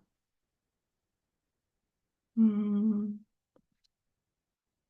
실제론에 대해서 보면, 어, 어, 특정한 종류의 사물, 이게 추상적인 객체인 숫자나 뭐 도덕적 진술, 물리적 세계가 인간의 마음, 지식사고 이해와 독립적으로 존재한다. 그리고 그것을 올바른 인식의 목적 및 기준으로 본다. 그리고 이런 것들은 음, 이것을 인식하는 마음이 없어도 존재하고 관찰할 수 없어도 우리가 눈에 볼 수 없어도 존재한다. 그런 게 실제론이라고 하고요. 그러면 그 실제로 그런 그 리얼리티가 뭐냐? 거기서 전통 철학에서는 뭐 저희가 아는 그 플라톤, 뭐, 뭐 기독교 그런 데서 보면 보편자, 뭐 이데아, 플라톤의 이데아, 뭐 아리스토텔레스의 형상, 그리고 기독교에서 신 그런 것들이 본질이고 그게 물질에 부과되어서 동일성을 만들어내고 그래서 뭐 인간이 다 비슷하게 생긴 거 그리고 뭐 소금은 소금이고 여기서 자주 나오는 예인데 소금 결정은 소금 결정이고 비누방울은 비누방울이고 이렇게 각각의 뭔가 종들이 다르게 생긴 거 그런 이유가 뭐 보편자에 있다. 전통 철학에서는 그렇게 설명한다고 합니다. 그래서 이런 본질들은 영원히 자기 동일성을 유지하는 모델로서 이해되며 구체적인 존재들은 이 모델들을 단순한 복사물로서 이해된다. 저희가 잘 아는 그 정삼각형 같은 거, 이데아의 그 이상적인 정삼각형이 있고, 저희가 막 손으로 그려서 각도기로 재서 막 그린 정삼각형은 그 그 이상적인, 본질적인 정삼각형과 멀고, 그래서 복사물이고, 그것의 이제 완전도가 떨어진다. 저희 처음에 얘기했지만, 네, 그래서 이런 본질주의자들은 억각 같은 거 증명하는 거, 이렇게 막 손으로 막 나무 막대기로 증명하고 그런 거 되게 싫어했다고 합니다. 그래서 여기까지 보면 그, 어, 들레즈의 존재론에 대해서 얘기를 할 건데, 뭐 존재론 중에서 이제 여러 가지 존재론적 입장이 있는데, 들레즈는 실제론자다. 뭐 이런 실제라는 게 존재한다. 근데 전통 철학에서는 실제를 이런 식으로 보는데, 들레즈의 실제로는 다르다고 얘기를 하고 있어요. 이 보면 들레즈는 일반적인 형태의 실제론에서 인정하는 여러 존재들을 인정하지 않는다. 그 일반적으로는 음, 그 어떤 것들은 세계를 잘 갖추어진 대상들로 구성된 것으로 생각한다. 그리고 이런 대상들의 동일성은 그것들이 내포하는 본질 위해서 얘기했으니까 본질에 의해서 보장되며 이 본질이란 이 대상들의 존재를 정해주는 일련의 핵심적인 성질들을 뜻한다. 뭐 사람이라면 뭐 이래야 된다, 저래야 된다, 뭐 그런 식의 성질들을 얘기하는 것 같아요. 그런데 들레즈는 본질을 사유하는 실제론자가 아니다.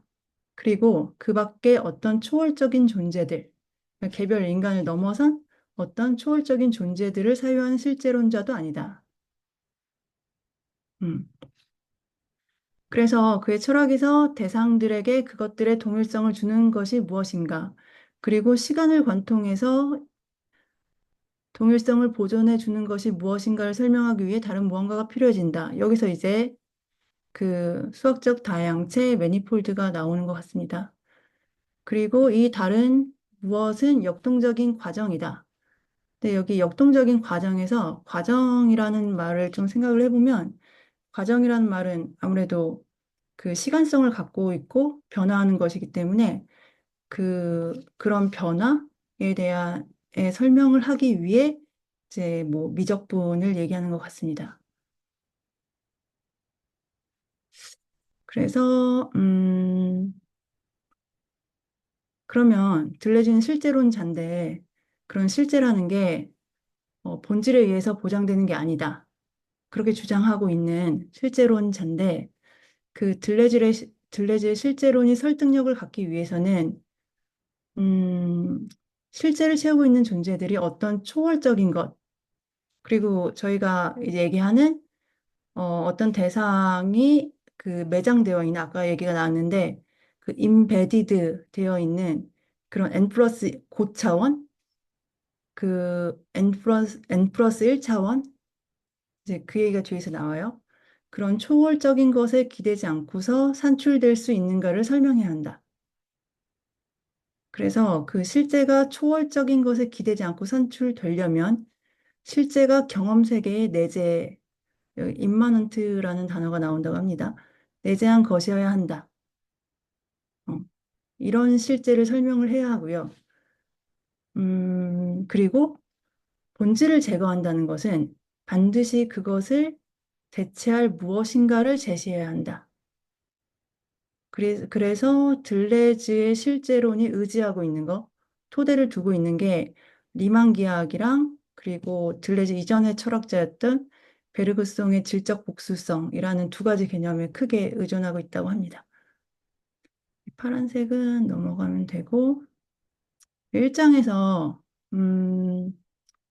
이제 어, 저는 이 발표를 한 두세 번 정도에 나눠서 하려고 하고요. 오늘은 요 정도까지 준비를 했습니다. 음, 그, 그 위에 보시면 그 네, 동일성 어쩌고 그 문장 있잖아요. 동일성을 어떻게 줘야 된다. 아니, 그 네, 밑에 있는 것 같습니다. 좀 밑에 보면. 네. 네, 그러니까 대상들에게 그것들의 동일성을 주는 무엇인가가 필요하다. 저는 이걸 들었을 때 수학에서 up to isomorphism을 어떻게 줄 것이냐. 그러니까 어떤 센스에서 두 물체가 대상이 같은 것일까라는 up to 음, isomorphism이라는 거를 좀 봐주려고 하는 그런 질문인 것 같고, 여기서 네. 대답으로는 역동적인 과정이라고 음, 했는데, 그거는 up to isomorphism이 되게 하는 그 함수를 찾는 거죠. 홈오모피즘을 찾는 거예요. 그 함수를 줬을 때 그 함수가 1대1이고 온투고 음, 그 구조를 보존해주면 그 함수로 인해서 두 개가 완전히 같은 거다. 예를 들어서 위상적으로 같다 했을 때 삼각형과 동그라미가 같다고 하잖아요. 음. 근데 그거를 함수를 찾아야 되잖아요. 그 1대1 매칭을 시키고 뭐 오픈셋도 유지시켜주는 그런 걸 찾아야 되잖아요. 약간 그런 수학적인 느낌? 그런 게 담겨 있지 않나 이렇게 좀 생각이 들었고요. 또 밑에도 하나 더 있었어요. 그 밑에 보시면 그 실제를 채우고 있는 존재들이 어떻게 초월적인 것에 기대지 않겠다는 거는 말 그대로 리만 기하를 직접 따랐다고 했으니까 이거는 그 외부 기하, 외부 공간에 의존하지 않고 그 내부적인 데이터만으로 그 자체의 그 대상, 이차원 대상을 공면을 다 기술하겠다. 네. 근데 여기서는 이제 철학은 잘 모르지만 여기서 그 내재적인 그 무언가의 그 인베리언트를 여기서는 경험적인 걸로 본 것 같아요. 경험. 그 내재적인 그 불변성 중에 그 경험의 어떤 데이터. 그것이 바로 내재적으로 설명할 수 있는 방식이다. 그리고 본질을 제거하고 무언가를 대체하겠다는 이 말은 뭔가 특, 특수한 상황에서는, 구체적인 상황에서는 어떤 그 좌표계를 직접 잡잖아요. X, Y, Z 좌표계를 잡고 저희가 계산을 직접 하잖아요. 근데 이거를 추상화시키는 거예요. 추상화시킬 때는 모든 좌표계를 버려야겠죠. 좌표계에 의존하면 안 되겠죠. 그래서 약간 이런 느낌이 좀 들어있는 것 같아요. 그런 아이디어가. 그 어떤 철학을 하려고 왜 굳이 수학을 이렇게 끌어들였는지는 잘 모르겠지만, 이런 수학적인, 뭐랄까, 아우라가 조금 느껴졌던 것 같습니다.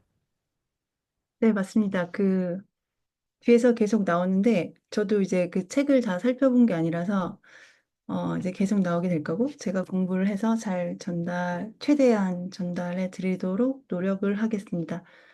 계속 호기심을 간직하며 들어주시면 감사하겠습니다. 그, 그리고 아까 초반에서 설명을 했었어야 되는데 이제 들레즈의 다양체, 멀티플리시티는 꼭 수학적인 면만 있는 게 아니고 정치적인 면이나 예술적인 면도 있는데 이 책에서는 수학적인 부분만 다루겠다고 하는 것입니다. 네, 이미 정치적인 면이나 예술적인 면에 대해서는 분석한 것이 많은데 이렇게 수학적인 면에 대해서 분석한 것은 좀 희귀하다고 합니다. 음. 여기 보면 1장이 그리고 제가 지금 강의는 1장에 대해서만 얘기를 하고요. 이 책의 1장 이외의 다른 부분에 대해서는 1장에서 개괄적으로 설명한 것을 바탕으로 예를 들어서 뭐 생물학이나 물리학에서 얘기를 하고 있기 때문에 1장 내용이 좀 더 압축적이고 개괄적이라고 합니다. 1장에서 보면 잠재적인 것의 수학, 다양체, 벡터장, 변환군이라는 제목이고요. 다양체라는 얘기가 이제 서론에서 나왔던 게 한 번 더 나오는데요. 이 다양체라는 개념은 들레즈의 전 저작에 걸쳐 등장을 하는 개념이고요. 이 개념에 대한 형식적 정의는 상당히 전문적이고 수학의 여러 문과들, 미분기하학, 군론, 동력학계 이론에서 유래하는 요소들을 포함한다고 합니다. 그리고 여기서 중요한 게 들레즈의 다양체 개념은 전통 철학의 본질, 저희가 앞에서 얘기한 뭐 이데아나 형상, 개념을 대체하는 개념이라고 합니다. 그리고 그 다음 부분은 얘기를 했는데 그래도 한 번 더 보면 한 사물의 본질은 그것의 동일성, 즉 그것을 바로 그것일 수 있게 해주는 필수적인 근본 특징들을 설명해 주는 것이다. 본질은 여러 사물이 공유할 수 있는데 이는 이 대상들이 왜 서로 유사한지, 그리고 어떻게 그것들이 다른 사물들로부터 구분해주는 자연종이 성립하는지를 설명해 준다. 예를 들어서, 예를 들면 잘 이해가 가니까, 본질 개념에 의하면 어떤 사람을 인간종의 구성원으로 만들어주는 것이 합리적 동물이라는 식으로 인간의 본질을 정해주는 일련의 특성들이 존재하며 이 특성들의 집합이 인간종의 동일성과 각 구성원들 사이의 유사성을 설명해준다. 꼭 합리적 동물만이 아니더라도 인간이라면 이런 것들 특성이 있다. 이런 것들 갖춘 것들은 인간종이다. 뭐 그래서 인간종은 비슷하다는 것이죠.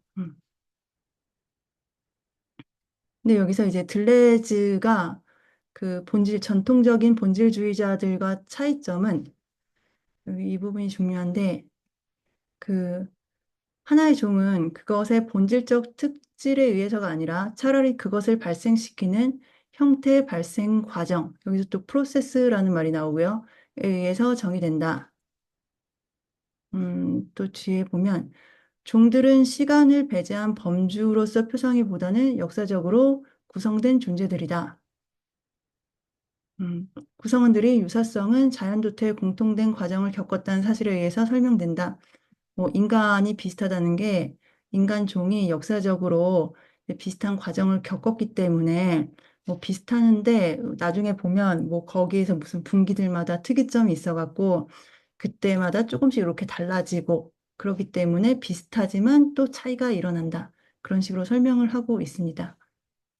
이 부분도 어, 종에 대한 본질주의적 설명이 기본적으로 정태적이라면 형태 발생적 설명은 애초부터 동태적이다.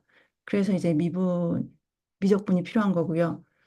음, 그리고 본질주의적 설명이 물질과 에너지 영역을 초월한 요인들에 호소한다면 형태 발생적 설명은 물질 세계 내에 내재한 형태를 발생시키는 원천들만 사용함으로써 모든 초월적인 요인들을 배제한다. 뒤에서 얘기하겠지만 여기서 이제 가우스에 대해서 얘기를 합니다.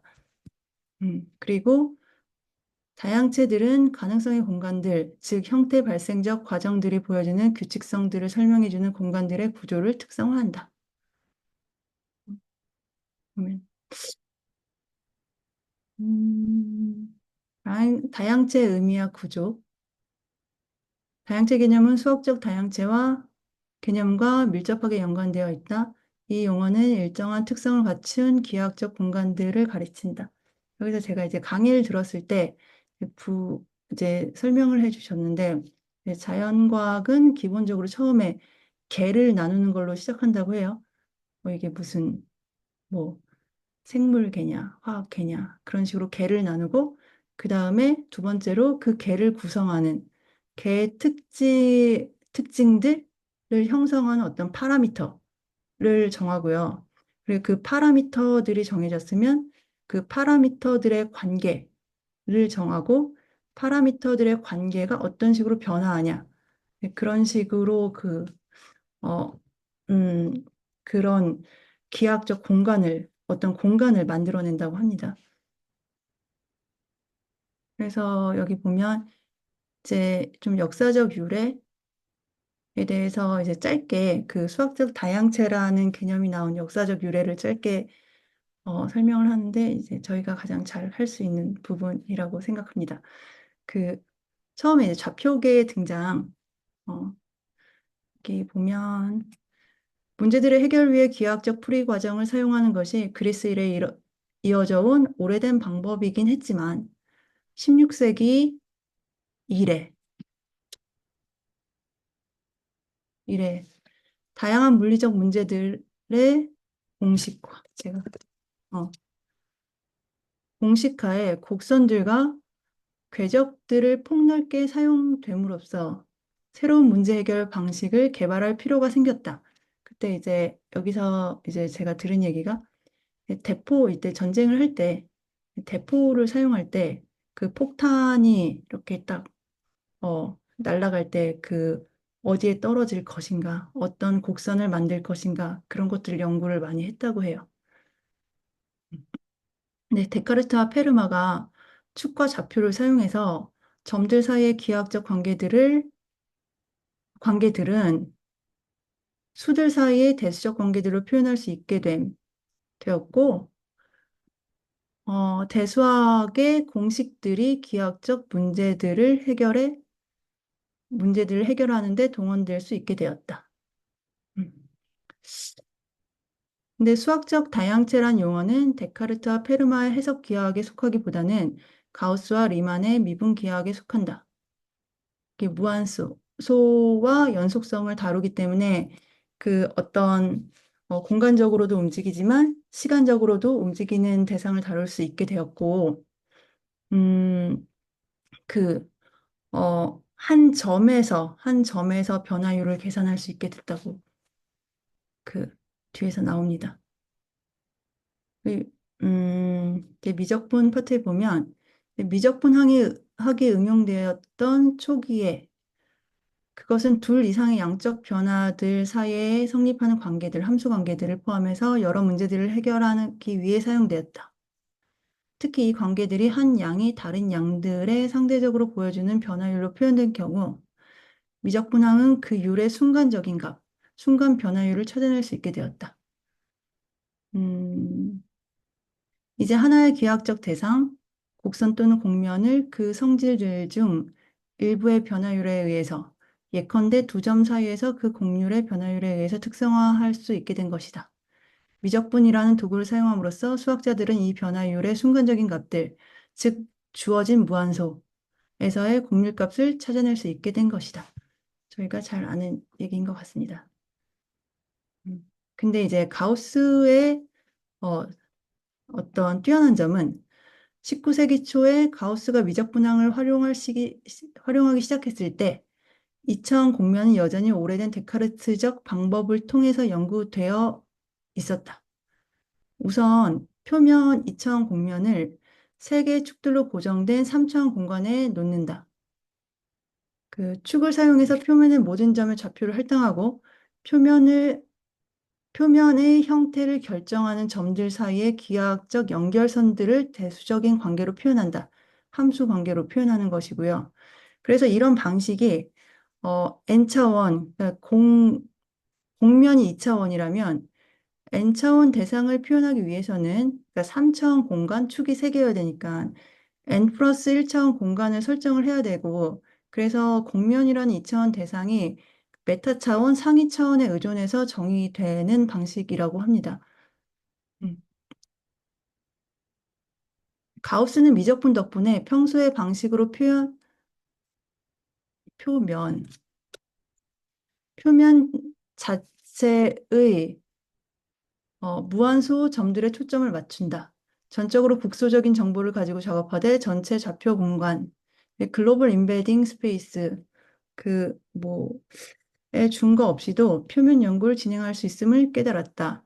기본적으로 가우스는 좌표축들을 표면 자체에 자리 잡게 하는 방법. 저희가 뭐 얘기하는 이 곡면이 있으면 곡면의 축들을 다 이제 점들마다 세우게 하는 방법, 그러한 방법, 즉 표면을 좌표하는 방법을 개발해냈으며 일단 이렇게 점들이 수들로 번역된다는 것을 확인하게 되자 그것들 사이의 관계들을 특성화하기 위해 대수학적 방정식들이 아니라 미분 방정식들을 사용하기 시작했다.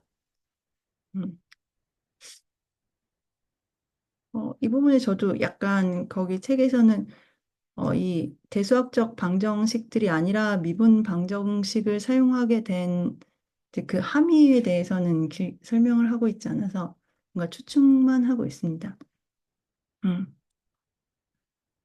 클라인이 가우스는 하나의 표면을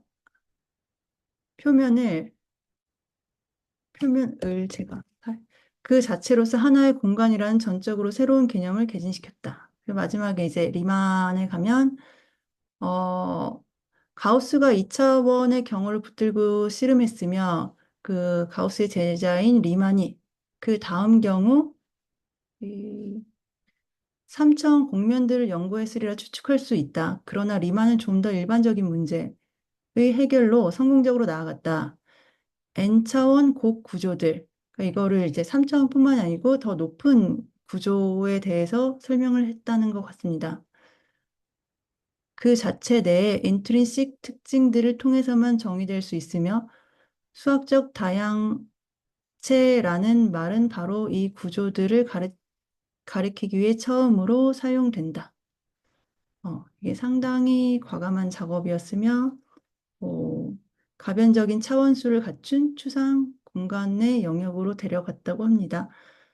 음, 그래서 이제 클라인이 말하기를 공간 연구 방식 자체를 재사유하게 되었다고 합니다. 그리고 뒤에 무슨 아인슈타인이 이를 이용해서 그를 증명했다고 또 얘기가 나옵니다. 그리고 저는 오늘 여기까지 준비를 했고요. 이제 이러한 이제 가우스 리만의 수학을 이용해서 들레즈가 어떤 식으로 이걸 또 들레즈 철학에 반영하고 있는지는 다음 시간에 이어서 발표를 하겠습니다. 음. 네, 감사합니다. 혹시 질문이나 코멘트 있으신가요? 일단 저는 일단 두 가지 생각이 좀 들었는데, 뭐냐면, 그, 뭔가, 언어가 조금, 그러니까 만약에 그 들레즈 철학을 이해하기 위해서 이런 대비가 되어 있어야 된다면 너무 장벽이 높을 것 같고, 근데 이게 두 가지가 있는 것 같아요. 철학을 모르겠어요. 읽고 이해하고 싶은 거잖아요. 어떤 철학자가 됐든, 뭐 어떤 이유에서든지 모르겠지만. 뭐 들레즈를 이해하고 싶다고 했을 때 보통 해설을 많이 듣게 될 수도 있잖아요. 왜냐면 장벽이 일단 높은 게 보이니까. 근데 그냥 원전을 읽어보는 것과 근데 원전을 읽으면 당연히 이해가 안 되겠죠. 일단 언어도 다르고요. 프랑스 사람인가요? 어쨌든 번역돼서 온 거고. 그래서 그냥 읽어도 이해가 안 될 거예요. 근데 해설서를 읽었을 때는 뭐 촘촘해질 거예요. 이게 촘촘함을 메꿔줄 거예요. 그 이해를 하기 위해서 이거 주석을 다 달아주겠죠. 근데 그 철학을 할 때 약간 원전을 읽을 때 그 맛이 있잖아요. 그 재미가 있잖아요. 그래서 그거는 많이 다른 것 같다라는 생각이 일단 원래 있었고, 그거는. 근데 들레즈의 철학을 이해하기 위해서 너무 장벽이 높다. 언어가 너무 헤비하다라는 좀 느낌은 들었어요. 들레즈의 철학이 이제, 그래도 저희들은 그래도 수학이라는 거를 어느 정도 좀 해오고 있고 하기 때문에 아마 바로 어느 정도 들으면 좀 공감할 수 있고 이해할 수 있을 거는 같아요. 좀 들으면. 그리고 또 하나는 그, 네, 일단은 왜 어쨌든 들레즈는 이 대상을 연구하고 관심사의 대상이 수학은 아니었던 것 같아요. 인간이었던 것 같아요. 아니면 무언가 다른 실제라고 믿어지는 다른 거. 어쨌든 그 마음이든 인간이라고 한다면 그 인간을 보기 위해서 수학적인 그런 뭐랄까요? 아이디어나 언어를 통해서 뭔가 말하려고 했던 것 같은데 혹시 그러니까 옛날 고대 철학 서적을 보면 좀 쉽잖아요. 잘 읽히잖아요. 물론 아리스토텔레스 빼고. 근데 뭔가 철학이라고 해야 될까요? 너무 어려운 것 같아요. 그냥 언어 자체가 너무 무거운 것 같아요. 막 이상한 단어들이 막 섞여 있기도 하고. 그래서 그것 때문에 어려운 지점이 있지만 그게 과연 번역 때문에 그런 것인지 아니면 여러 뭐 이유 때문인지는 모르겠지만 그래서 어 그런 느낌이 좀 들지만 그래도 이런 아이디어를 통해서 인간의 마음을 어떻게 사유하는가 이것도 좀 뭐 궁금해지긴 합니다. 그, 잠깐만, 무슨 얘기부터. 아, 그, 블레즈, 저는 이제 이런 해설이나 강의 같은 거를 듣고 원전은 잘 솔직히 읽지 못합니다. 시간도 없고. 근데, 그리고 들레즈 이제 전통 철학에 대한 이제 전통 철학은 좀 더 읽기 쉽다고 이제 말씀을 하셨는데, 이제 이 책에서 이제 본질주의적 실제론자들은 너무 나이브하다. 실제는 뭐 이게 막 리얼리티라는 거는 우리가 보기에 꼭 인간의 마음만 아니더라도 세계는 막 계속 변하는 것 같은데, 그거를 어떤 정태적인 고정되어 있는 본질, 뭐 이렇게 이데아가 있어. 신이 이렇게 만들었어. 그런 식으로만 설명을 하는 게 너무 나이브하다 해서 이 책에서는 이제 그걸 번역하기를 소박한 실제론자라고 얘기를 하고 그러면 이제 아예 그런 뭐 물리적 법칙이니 뭐 종이니 그런 건 없어라고 얘기하는 비실제론자들은 음, 그래도 어떤 인간은 인간끼리 비슷하고, 비누방울은 비누방울끼리 비슷하고, 우리가 보기에 뭔가 그런 법칙 같은 게 있는 것 같은데, 분명히. 그리고 어쩔 때는 이제 수학에서 발견한 것들이 정말로 물리 법칙이라던가 자연에서 일어나는 뭔가랑 들어맞을 때가 분명히 있는데, 그런 것들을 좀 설명하지 못한다. 비실제론자들은. 그래서 이제 들레주가 생각을 한 게 뭐 이런 식의 방법인 것 같습니다. 들레즈 말고도 다른 뭐 현대 철학자들이 여러 가지 모델을 갖고 있지만 들레즈는 이런 식으로 설명을 한 것 같습니다. 저는 아까 위에서 그 데카르트 부분이랑 그 전에도 좀 비슷한 얘기가 나왔죠. 잠시만요. 조금만 더 위로 한번 올려봐 주시겠어요? 어디였지? 지금 정확하게 기억이 잘 안 나는데 아무튼 그 뭐죠? 어 데카르트 뭐 이런 부분에서 저희가 이제 중고등학교 때 특히 이제 고등학교 때 그 대수적인 문제를 이제 기하학으로 바꿔서 풀잖아요. 좌표계에다가 올려가지고 예를 들어서 이차 함수 문제라든가 이런 것들은 뭐 함수 문제들을 대부분 다 그런 식으로 푸는 그 풀이를 하는데 그 부분이 좀 떠올라가지고 좀 반가웠고요. 그리고 질문이 하나 있는데 맨 위쪽이었을 거예요, 아마. 그 실제론인지 했을 때 제가 사실 지금 허리가 아파가지고 막 그렇게 집중해서 듣지 못해서 네. 그 아까 뭐 전자 얘기하고 음, DNA 얘기했던 그 부분 있죠. 그래서 약간 제가 얼핏 듣기로 그래서 이제 눈에 보이지 않는 것들은 뭐죠? 그냥 실제를 가지지 않는다. 뭐 이런 걸로 이해를 했는데 혹시 맞나요? 이 두 번째 입장은 이제 존재론적 입장이 이제 세 가지가 있는데 이 마지막 게 실제론적 입장이고 그 눈에 보이지 않는 것도 존재한다. 그것을 어, 인식하는 인식하는 마음이 없어도 존재하고 그것이 관찰 불가능해도 존재한다라는 게 실제론이라는 입장이고 들레즈는 이 입장이라는 거고요. 그리고 두 번째 거는 일상적으로 경험하는 대상들, 그러니까 뭐 컵, 뭐 영희, 철수, 사람, 뭐 책상 이런 것들은 존재해.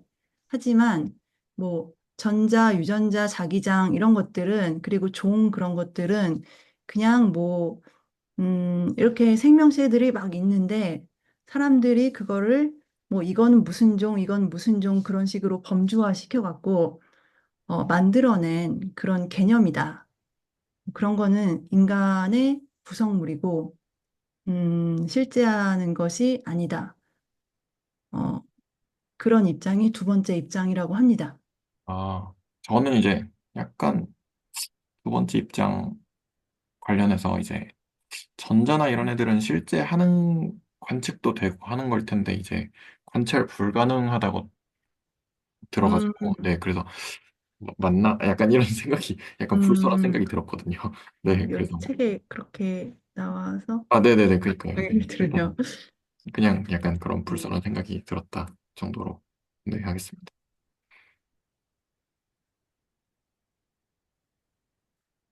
혹시 또 다른 질문이나 코멘트 있으신가요?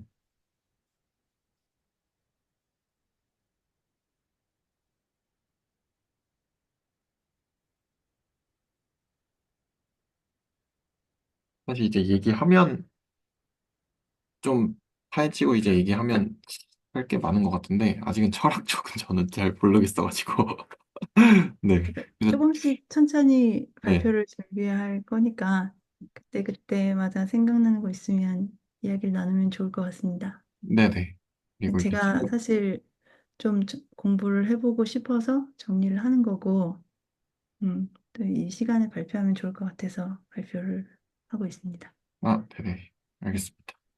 슬랙으로도 뭐 이야기를 할 수도 있으니까요. 네.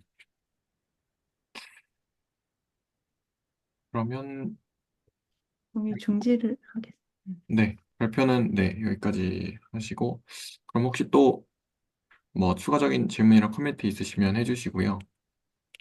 없으시면 녹화는 일단 여기까지 하는 걸로 할까요? 네. 일단 녹화는 여기까지 하는 걸로 하겠습니다.